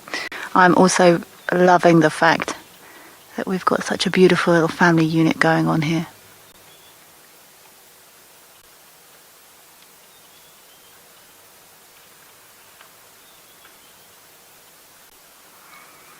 I would love for all of you to send your thoughts in on special memories you've got of either Tundi, Talamba, or these little youngsters.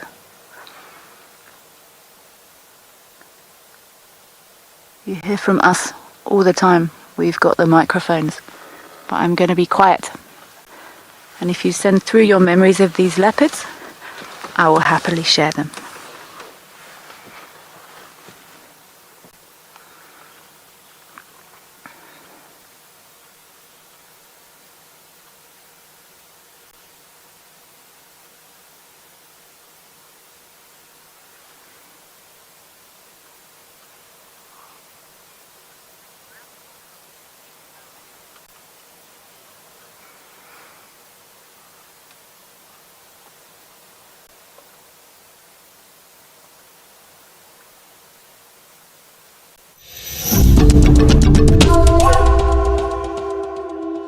Well, we're sitting here at Chitwa Dam, so the colours on the water are really beginning to diminish now. We're watching this little pod of hippos. You can just see one having a nice yawn at the back there. Go on, go on.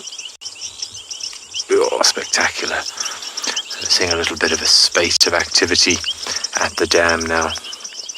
This little group of hippos at some point over the next hour or so, as it starts to get dark, they'll slowly migrate out of the water and start heading off onto dry land to fill their bellies with some grass. We're just going to sit here and watch what happens with the hippos and listen to these awesome sounds. As you can hear, a few frogs in the background, a few of the water birds calling, and we're just going to enjoy this diminishing light.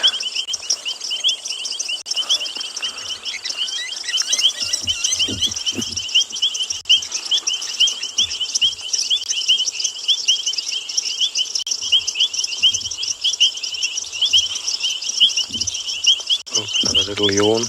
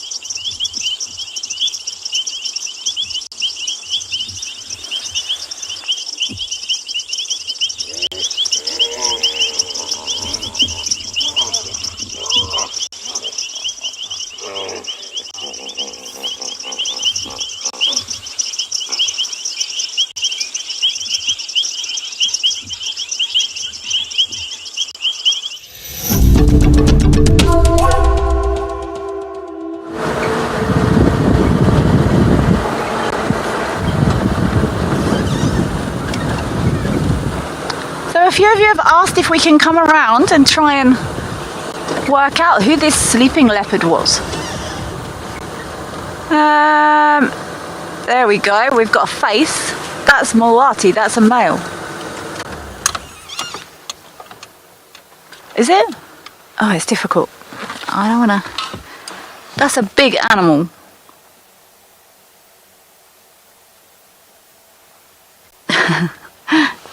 Okay. I'm pretty sure I know. We are heads up.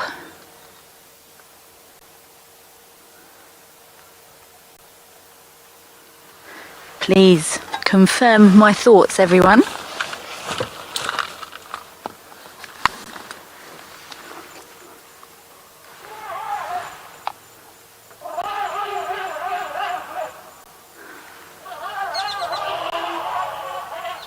There's elephants really chasing something behind me.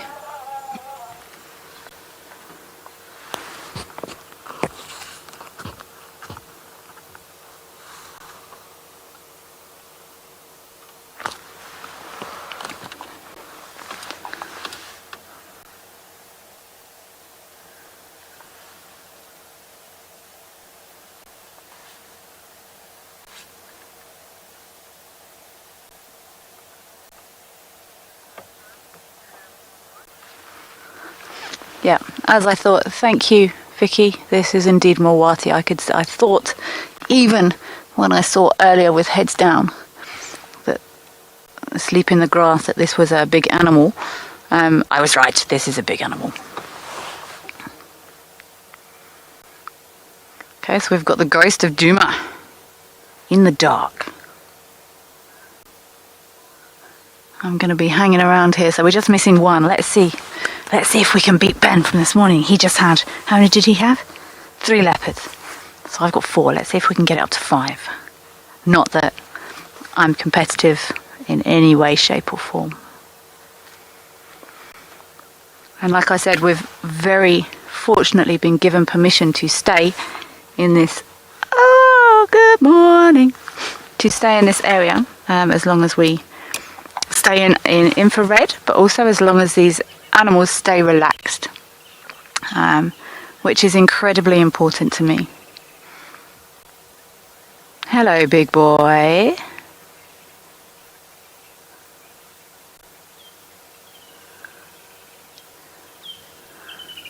Hi.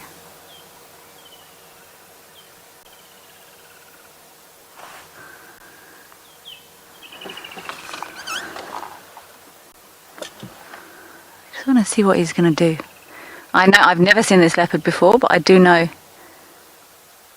It looks like his scent marking going back to sleep. Not sure.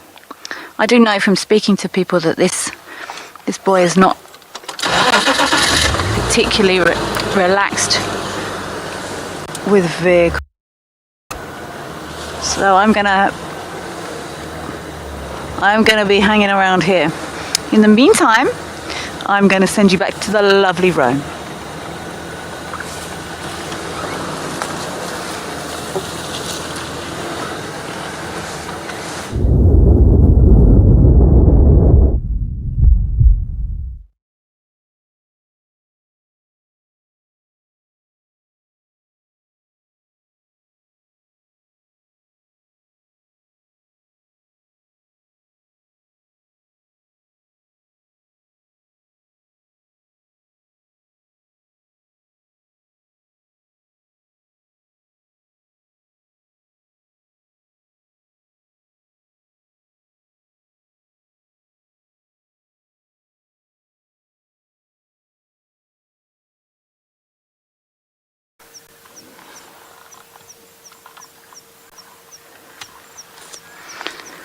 I'm just trying to get another view of Mulwati. I'm not going to drive in there looking for him. I know he's not super relaxed with vehicles. He did not get up then because of me. He got up because he was ready to get up. So I think what I'm going to do is I'm going to move back around to this tree where the other 3 leopards are. So we're just missing. This is I've never had 5 leopards in a sighting. What's the most leopards? Probably 3 is the most I've had.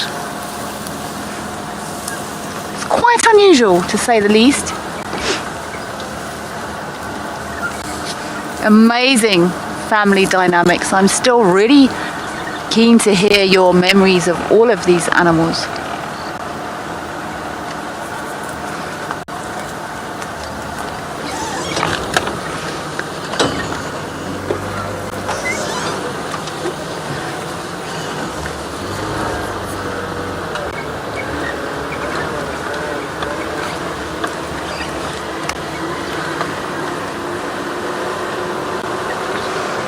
So I'm not going to be shining a spotlight in here. We're going to stay in infrared now. I might switch it on and off just to see where I'm putting my wheels, but I'm not going to be shining the spotlight at all from now on.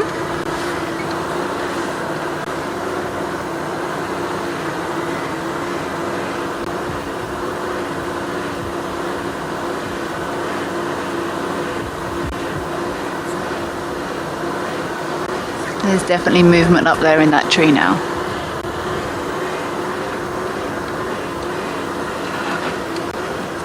Where did we come in before?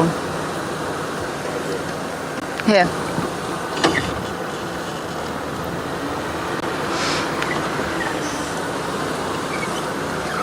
Okay, so I'm going to be navigating using my monitor now. Interesting.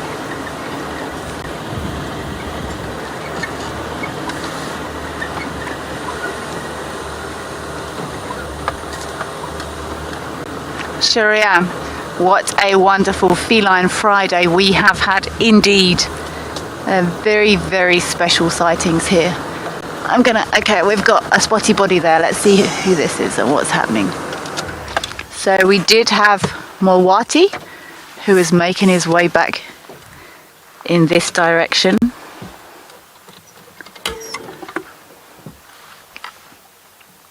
There's just bundles of spots up a tree.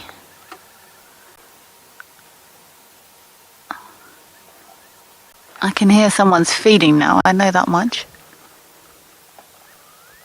Okay, so someone's chomping away there.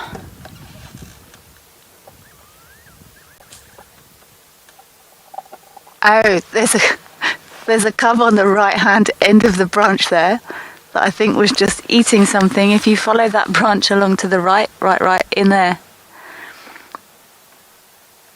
There's just piles of spots in a tree. Now, why are they looking? Oh, there's another leopard on its way up. I don't know who that was. Wow, okay, so that's 4. Did you catch that? Left, down. Gigi, down. Who's that? There's a hyena right there.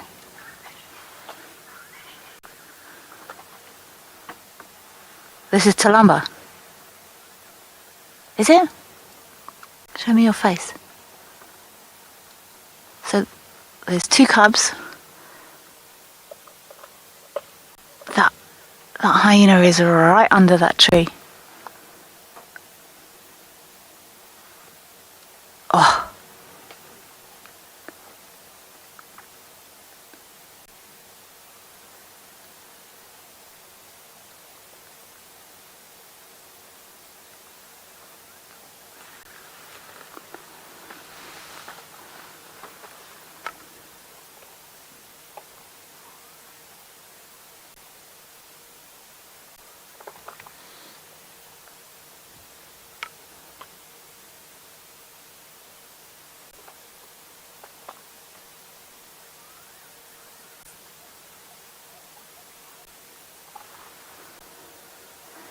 She wants to go back up there.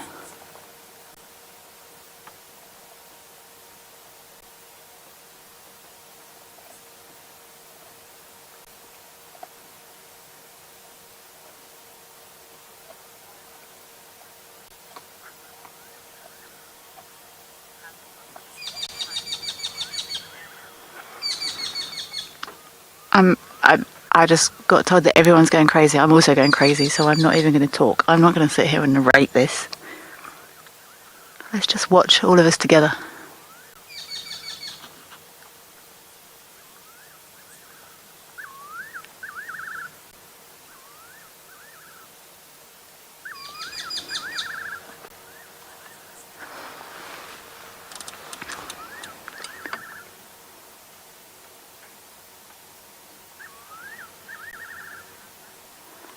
Okay, so we've got Grandma Tandy up here feeding.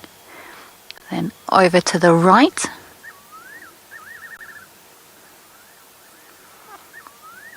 we've got Cubby 1 and Cubby 2 looking on with intent that I'm sure they've been told to go over there, stay out of the way, nice and safe.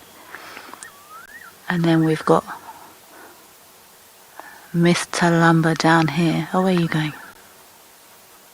Be careful. This chuffing is contacting.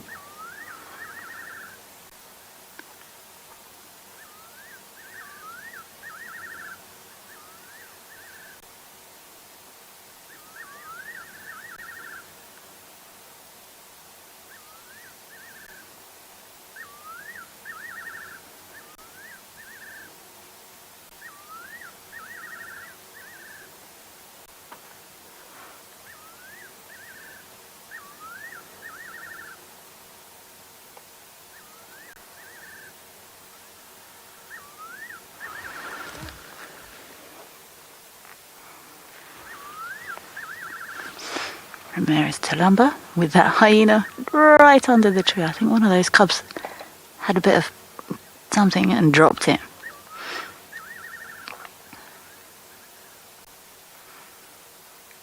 I wonder if Mr. Ghost is going to make an appearance. I'm not going to move this vehicle again now unless I have to. I'm just going to sit here. Talumba's actually really close to the vehicle.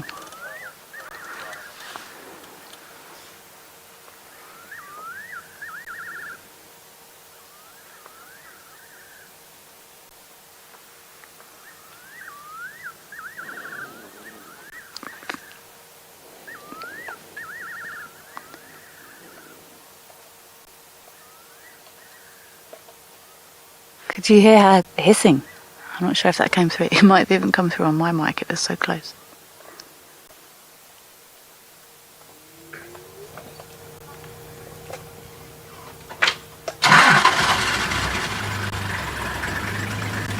Brew, I think you're right. I think maybe the cubs do want to go to mum. And they're feeling a bit insecure. Although one of them's laying down and dangling its legs on the right there. I think maybe the cubs want to go to mum, but they, of course, are not allowed because there's hyena here.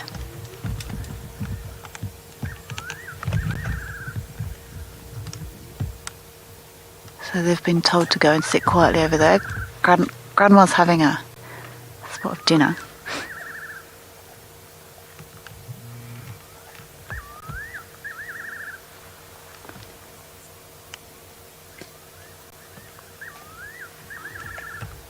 The other cub is in that beautiful silhouette next, just further up to the right there. Hold on, what's going on? Is there another one up there? Gee, go back up. Yeah. Top left. No. Who's that? That's a...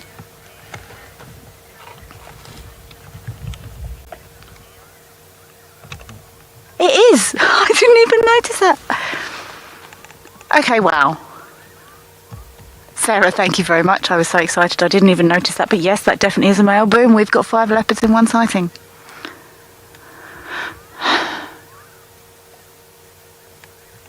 I didn't even notice that other one. I can't see anything with my eyes. Well, I can, but so we've got 2 cubs. So let's count them down. G, 2 cubs. 1, 2. Definitely a boy, if we could just zoom in there and prove it. Yes, I'm happy to confirm that's a boy. So I'm going to say that's Mulwati. Then go up left. Leopard number 4. Which I'm going to assume is Dundee. Hello, girlie. I'm very happy to meet you. My mum's favourite leopard was Karula. And then down to the bottom. Leopard number 5. Insane. Absolutely insane. I'm just gonna be quiet. I didn't even notice that 5th one.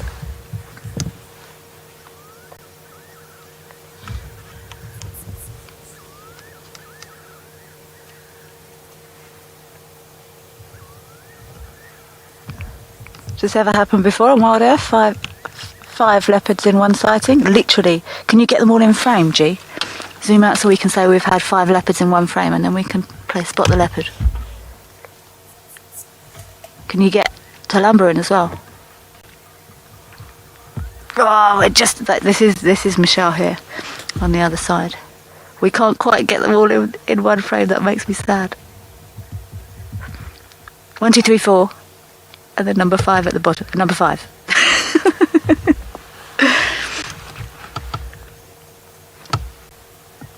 That is a great screen capture. If anyone wants to capture that, we can have a good game of Spot the Leopard later on.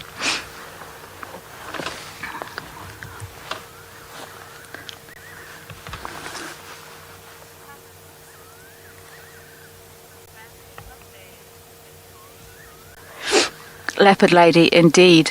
It is indeed a family affair. It's a family tree. It's a family tree. Yeah, G just said it's a family tree. Oh, be careful, cubby. One of those cubs has just stood up. Don't go over there. Careful. That cub's walking along that branch. It's chuffing to maybe appease Malwati. Chuff, chuff, chuff.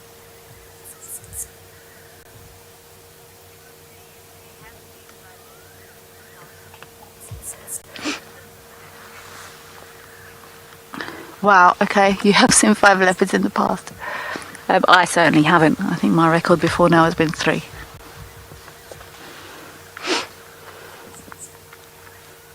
But it's not about numbers. It's about moments. And this is a truly incredible moment.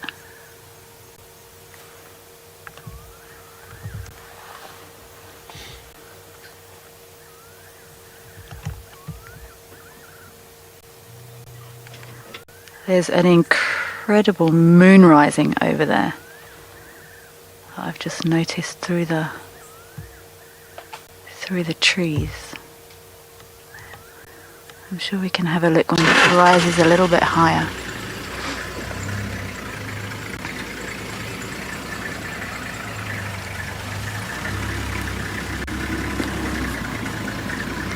I think Malwati just dropped something else. I just held, that was just another vehicle leaving, so I think we're going to be left here all on our own in the dark with 5 leopards.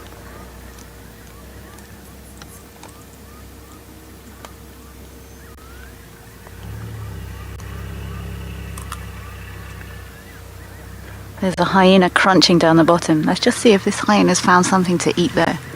Down at the bottom I can hear crunch, crunch, crunch.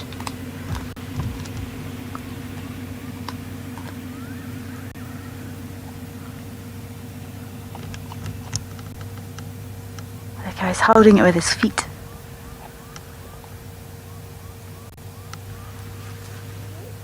There's another hyena whoop coming. Right, this one's good. This one's gone. Oh no, he's going to take my stuff.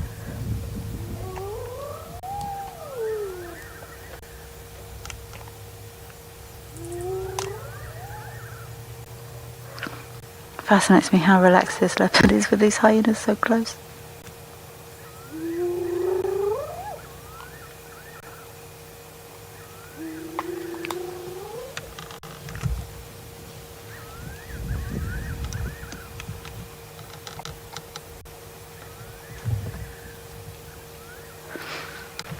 There is a gorgeous moon rising over the horizon here. I'm just going to show you a glimpse of it, and then what I'm going to do, hopefully maybe Ben can tell you a little bit more about the dynamics around this stunning moonrise.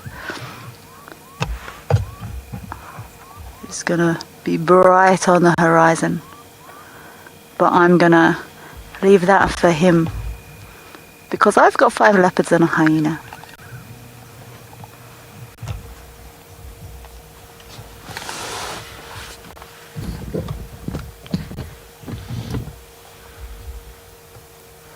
And I'm going absolutely nowhere. We're the only vehicle here now. Pitch dark. Absolutely insane.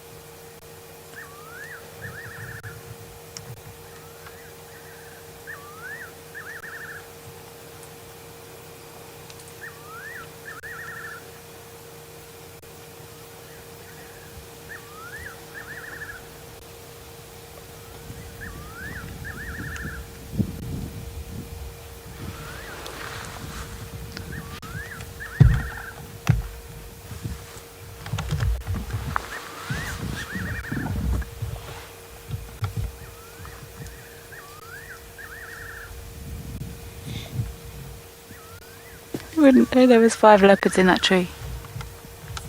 I think I just heard something else fall on the floor. That hyena's got something else at the bottom there. I'm surprised there's just this one hyena here. I'm curious as to... And this looks... I'm really sorry, I'm not sure which hyena this is.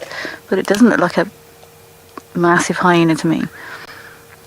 And it makes me wonder why those others got up and swiftly left. As to what else is happening here. It could have been Talumba's return that they were concerned about. See, this hyena is also looking in that direction. And there's no more leopards here. So this is it.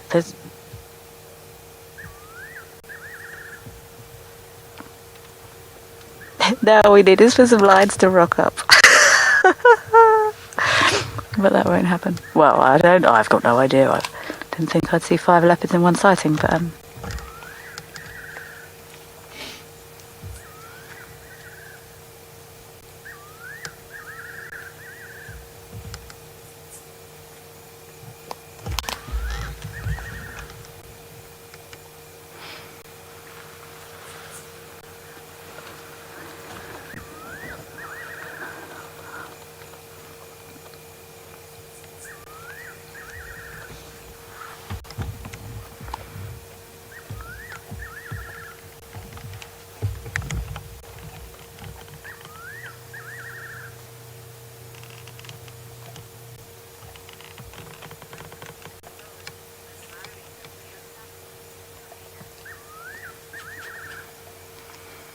I'm going to stay right here, and I'm going to send you over to Roan, who's also got his eyes on the moon.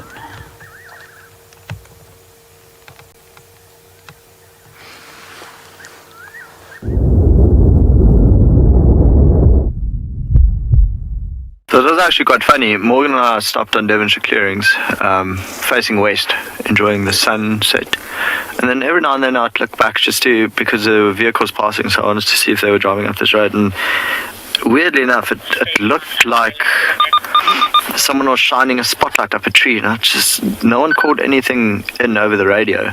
And then eventually I realized, oh, that's the moonrise. So we turned around and watched this basically for the last 15 minutes just go up and up and up and up. And how magical is that? So of course it's a full circle, but it's not actually full moon. Full moon was yesterday, and yesterday was a harvester moon.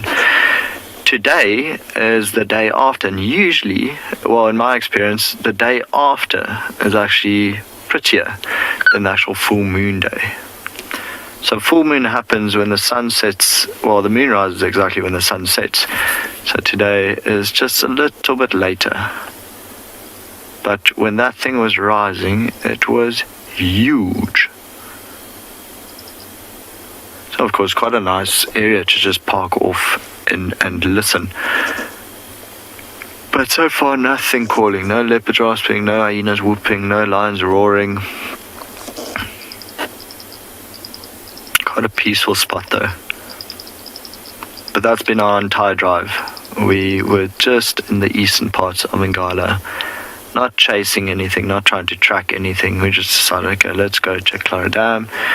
And we wanted to actually watch the sunset because we haven't seen a sunset since we've been here. It's either always been raining or cloudy, so we just thought today we would appreciate this. And then of course had the moonrise. So we're going to send you over to Ben and see what he has to say about the moon.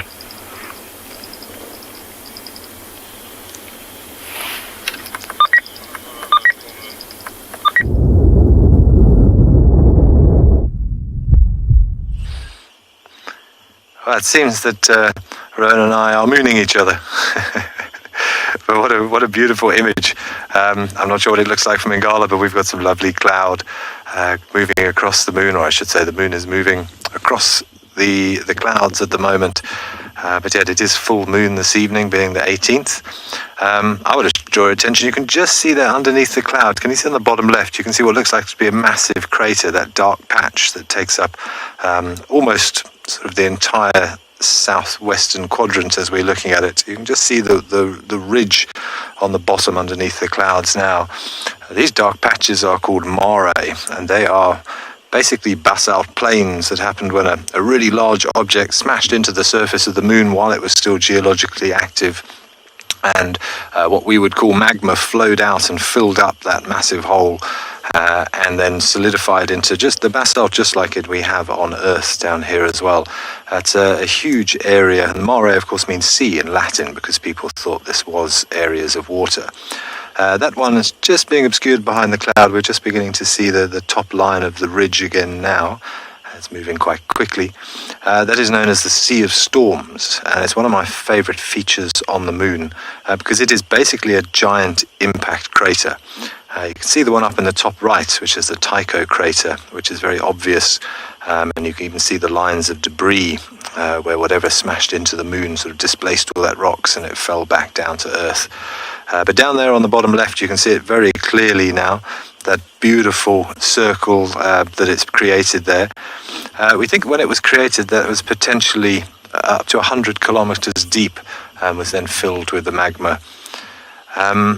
What I really want to draw your attention to, I can't see it on this image, but whatever it is that smashed into that moon, there's actually lines and cracks on the surface of the moon emanating away from that area, which suggests that whatever hit it almost destroyed the moon as we know it and almost broke it into pieces. And if we could see the back side of the moon, the dark side of the moon, as Pink Floyd would call it, there's even a sort of a mountain range and some rocks that you wouldn't expect to be there on the other side of the moon, because whatever hit it with such force that those seismic vibrations actually traveled right the way through the moon and caused a geological disturbance on the other side of the moon. Incredible to think that there's still all this activity, and we have our atmosphere that we are so grateful for to protect us, otherwise we would look like this.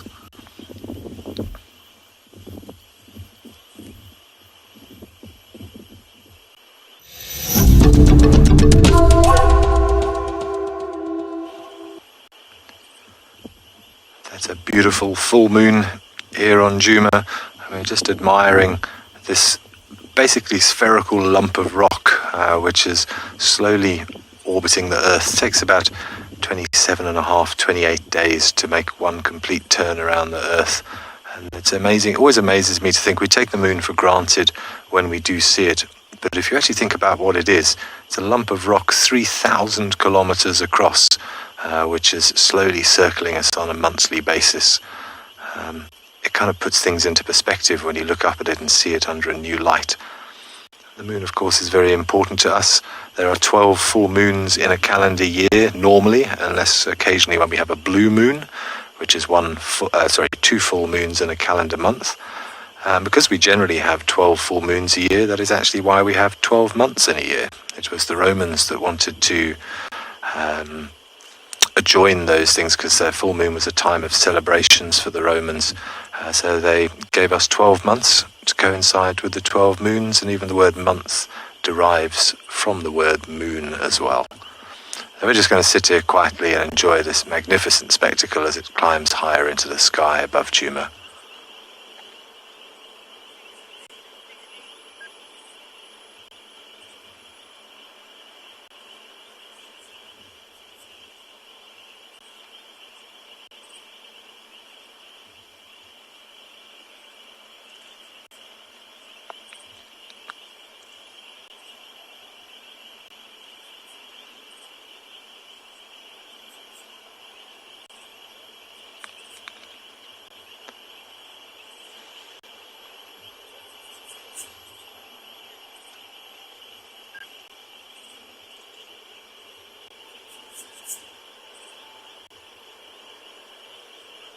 What a great way to finish what has been an absolutely incredible afternoon, and in fact an incredible day, as every day is out here.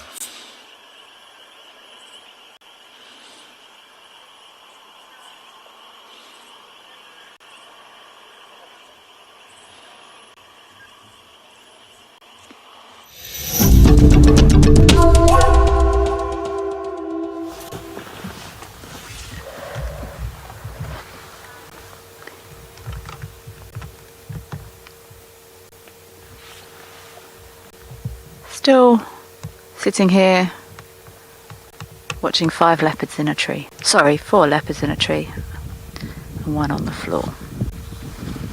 It is Mr. Moluati. Ghost. He's actually been here for a long time. I don't know how long he normally hangs around, but he hasn't even looked around at the vehicle once, which is actually fantastic. I hate to impact any of these animals. Sandy looks asleep. That's crazy.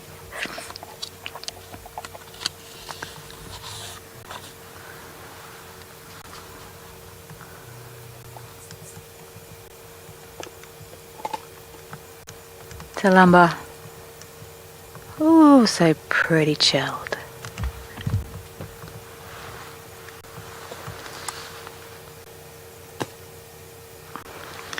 Thank you, lady. Nice little yawn.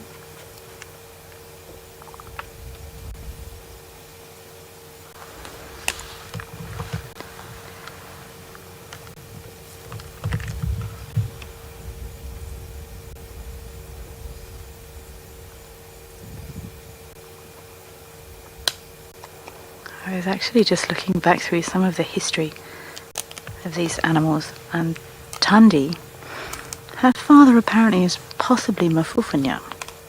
So Talamba's grandfather, possibly a male leopard called Mafufanyan, if anyone can update further on this. I met Mafufanyan before I even moved to South Africa, and I distinctly remember, I think it was 2008, and I remember the sighting distinctly, and it was the first time I'd ever been close to a big male leopard of Mafufanyan. Ooh, he was a big boy. She's also chuffing.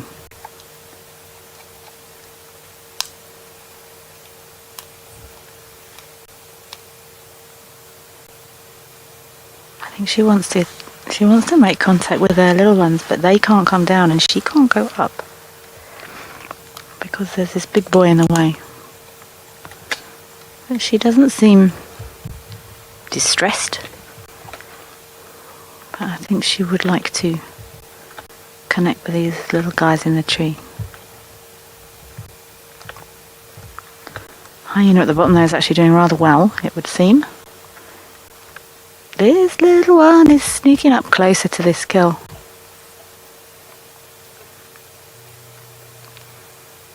But this boy doesn't seem fazed.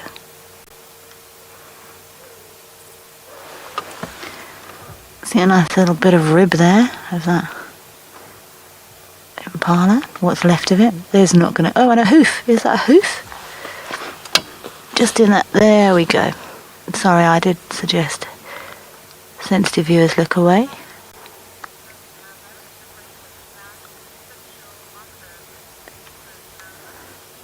Earth Lover, the greatest live leopard show on Earth. I would be inclined to agree.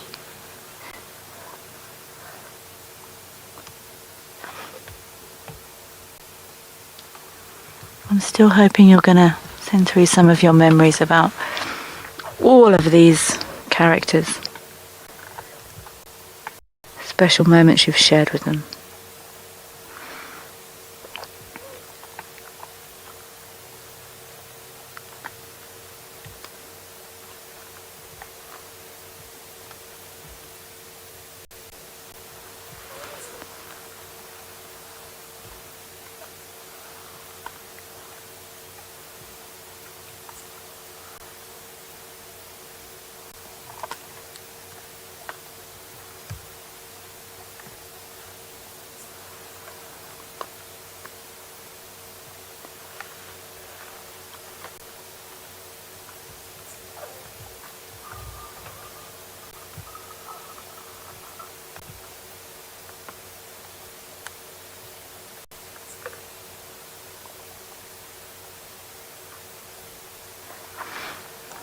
And what a joy this is to be able to stay here.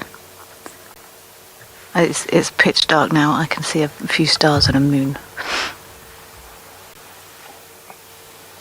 because we are super sensitive, especially in sightings like this where it seems incredibly peaceful. But you know, there is potential for some stress, for some pressure on these animals, especially with this Mawati now in the mix as well. But it's actually surprisingly peaceful here. Let's see if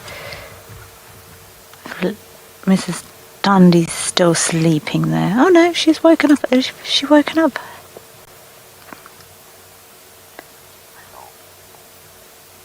Are her eyes open? She looks very relaxed if they are. You can see that very distinctive chunk out of her ear there. She's getting on in years now.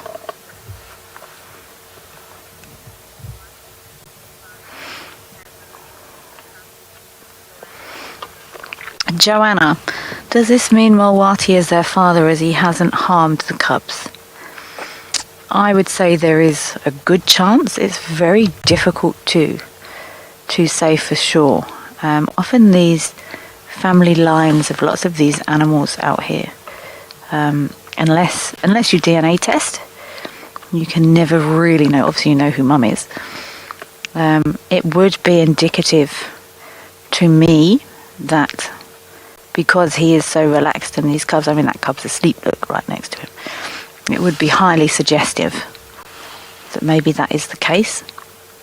But I never like to say for definite one way or the other. I have seen a male leopard actually eat a young cub before, and we were under the impression that it was his cub.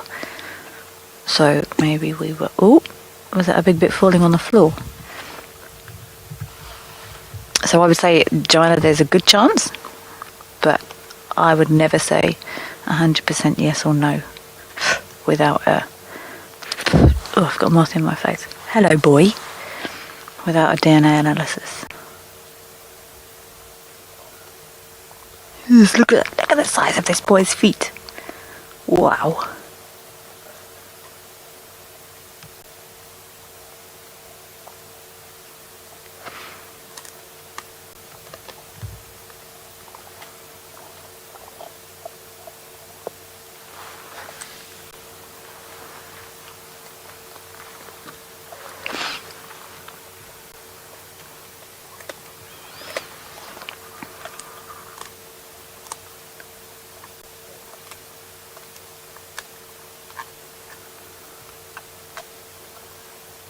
Check that. The power in those teeth. Who did he growl at? Did he just growl at a cub?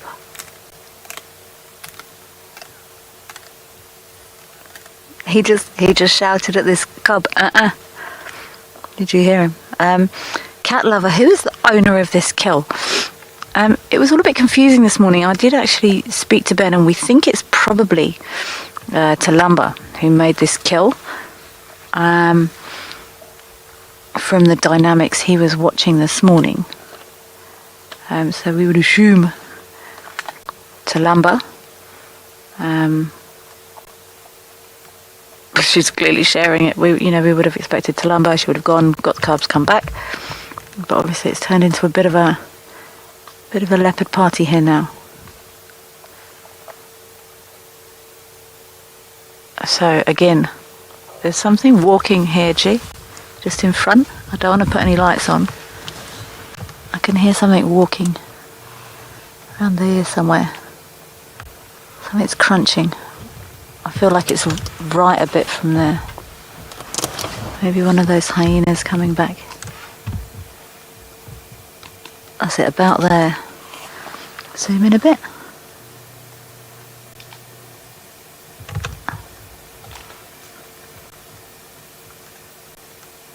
There's something crunching in there. Yeah, it's probably behind the tree. Yeah, you're probably right. I'm sure it's maybe one of these hyenas that's maybe settled down to wait. Can you just pan down quickly, G, and show me how close she is to the car? Because I can't actually see her. Is she... Can you pan down so I can see where... Oh, wow, she's right here.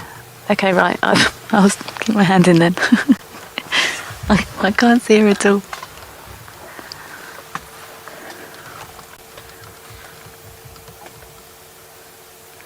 So nice that none of these animals are even remotely fazed by the car.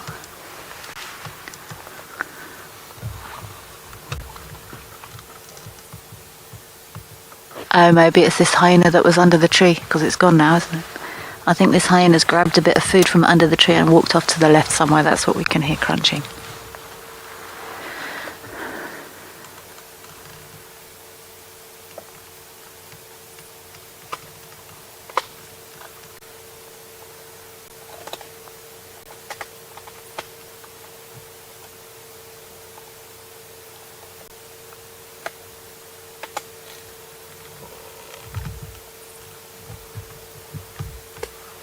Oh, I just dropped a bit.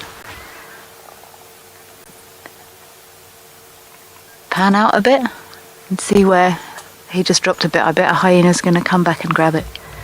I heard it clonk.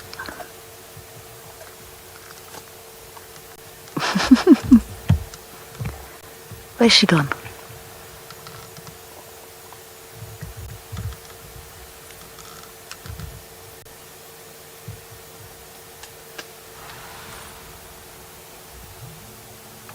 She grabbed it.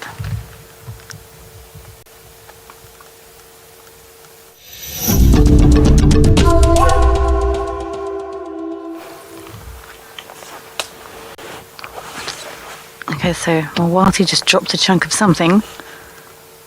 So Lumber came to retrieve it, and she really does want to get up there to connect with her little ones, I think.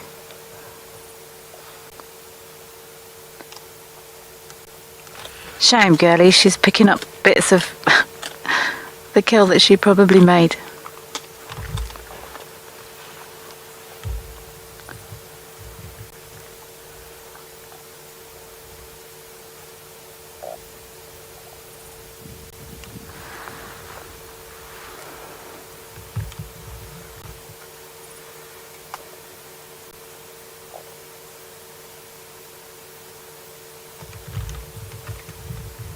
Is she gonna go? She's gonna go? Oh, she's thinking about it.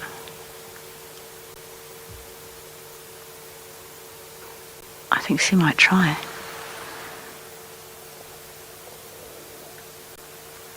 Oh, it must be driving her mad. She's got food and her baby's up there and she can't quite get up. Oh, what's she growling at?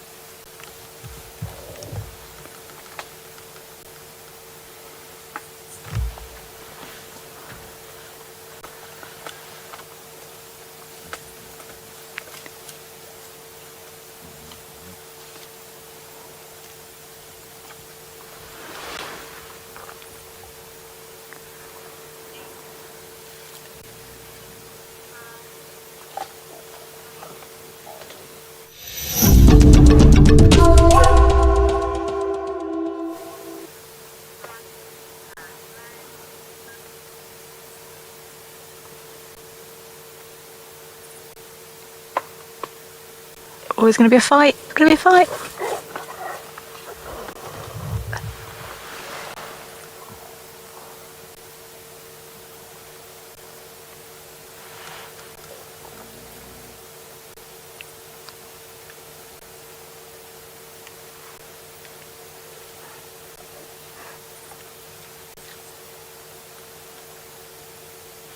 She is desperate to get up there now.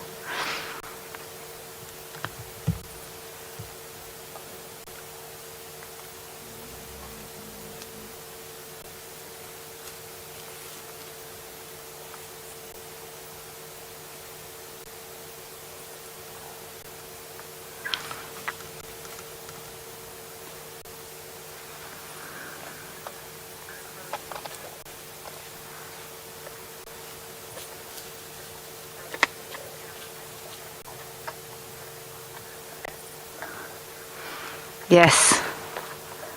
Khat, or gee, I agree. Anyone that's saying he's doing a fantastic job, I agree 100%. Oh, Kelly, what are you going to do?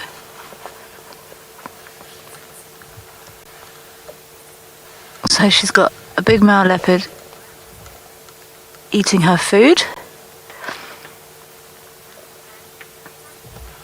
And a hyena circling to try and steal the scraps. Like I said, I'm going nowhere. I'm going to send you over to the lovely Ben to see what he's up to at the moment.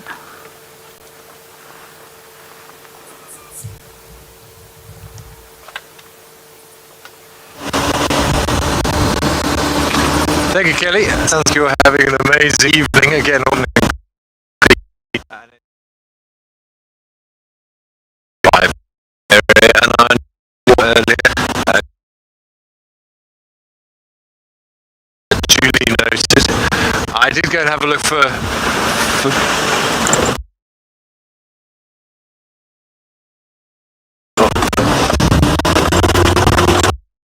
within me was quite keen to best your 5 and get 6 for the day, but alas, no luck over on Chitwa.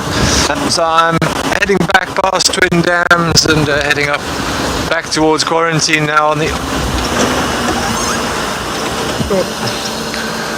So yeah, we're gonna head up towards, back in the direction of camp, up towards quarantine along Twin Dams Road. Still hoping perhaps we get some lions. But yes, no luck with Marips. Apparently he was seen a little bit earlier this afternoon in the area around Chitwa Dam. And yeah, as I said, the competitive edge in me wanted to make it 6 leopards for today. But very happy that everybody has managed to get such an amazing afternoon. So I'm going to slowly start heading up. I'm sure you'll be back with Kelly soon, but I've got my little toy out this evening, which is a UV light, and I'm going to be having a look for scorpions on the way home.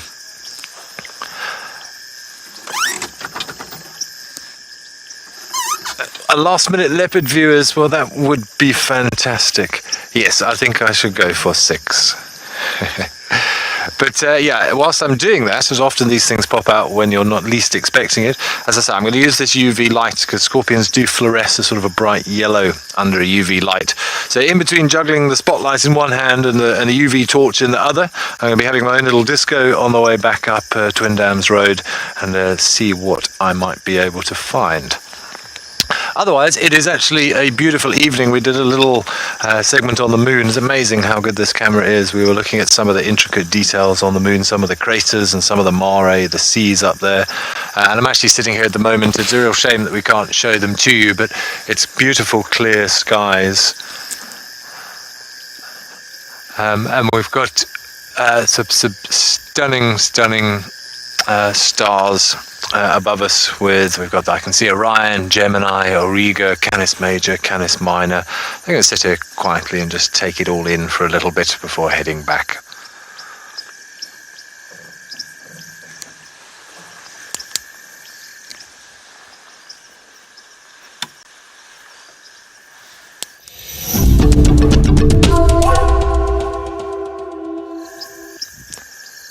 We're sitting here just close to Gary, Maine, close to Twin Dams, sitting under the first starry sky that we've had for, well, pretty much all week after our recent spate of cold and wet weather. So we're just going to sit here quietly, listen to the frogs chirping in the background, maybe the occasional nightjar listening out for a lion call, and really soaking in the ambience of another beautiful, beautiful bushveld evening.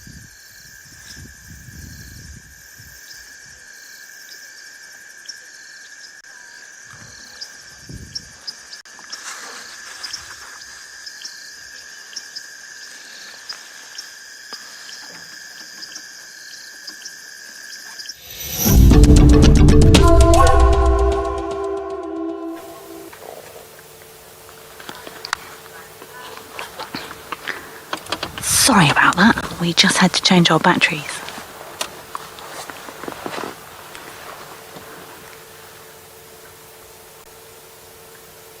We just had a fantastic shot of Talumba's eyes glowing over a hyena's neck.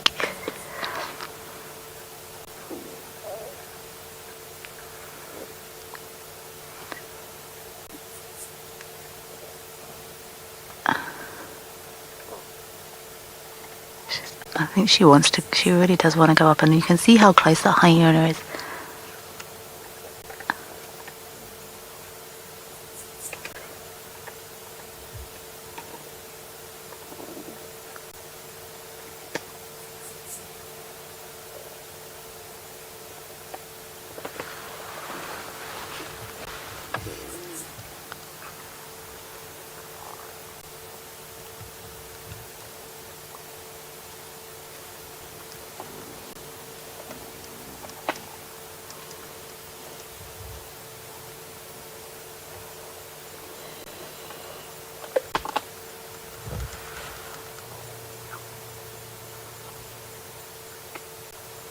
So we've still got Talamba down at the bottom there. Let's see where cubbies have got to up the top.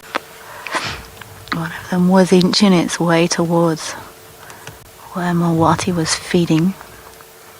Oh no, it's still reclining.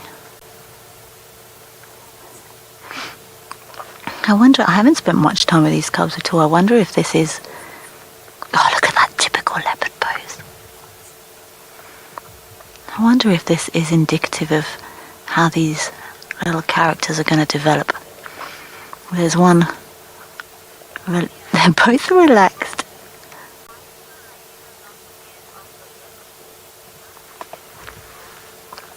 Mia, excellent question. The hyena is a little bit, not scared, respectful of this leopard. If it really wasn't scared, it just would have bumped her out the way and taken that last bit that fell on the ground. Look at these two. I wonder if this is showing these characters one is going to be braver than the other. Sorry, Mia. They sort of... excuse me. Animals come to a respectful agreement. No one wants to get injured by anyone else out here. I mean, this impala had it tough enough. There's enough dangerous things out here, and if these animals can resolve things relatively peacefully, then they will. That hyena was not prepared to try and overpower this leopard for whatever little scrap or whatever it was, and equally this... Oh, look at that. He's still chomping away there, and equally this leopard was not ready to relinquish her spot there at the bottom of the tree to move away from this hyena. So hyena had a circle, she had a hiss, said I'm not moving. Hyena sort of went, okay, well you have that bit of stuff that's on the floor there, and they maintain a respectful distance, which I think we could all take lessons from. No one is harmed, no one is injured, no one has to exert vast amounts. Oh, look at Tandy. Oh, her eyes are just about open. She's about to nod off. Anyone that asked, do leopards fall out of trees? I'm pretty sure she's fairly snoozy there. And the chances of... There's her feet balancing. But no, I have not seen a leopard fall out of a tree. So Mia, they're respectful of each other without being afraid.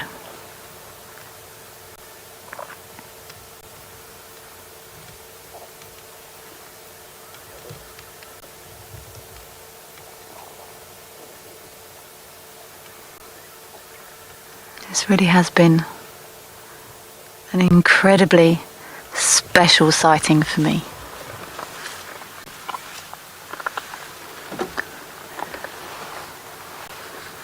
I'm going to be very interested to see what the situation here is going to be in the morning.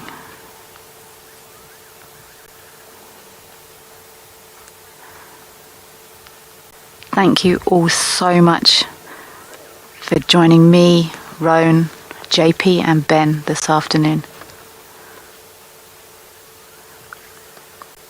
I'm really hoping we'll see you all again in the morning or wherever you are, maybe your evening or your afternoon. I am so happy that I was able to share this incredibly special moment with everyone. So hopefully we will see you to find out what happens here next.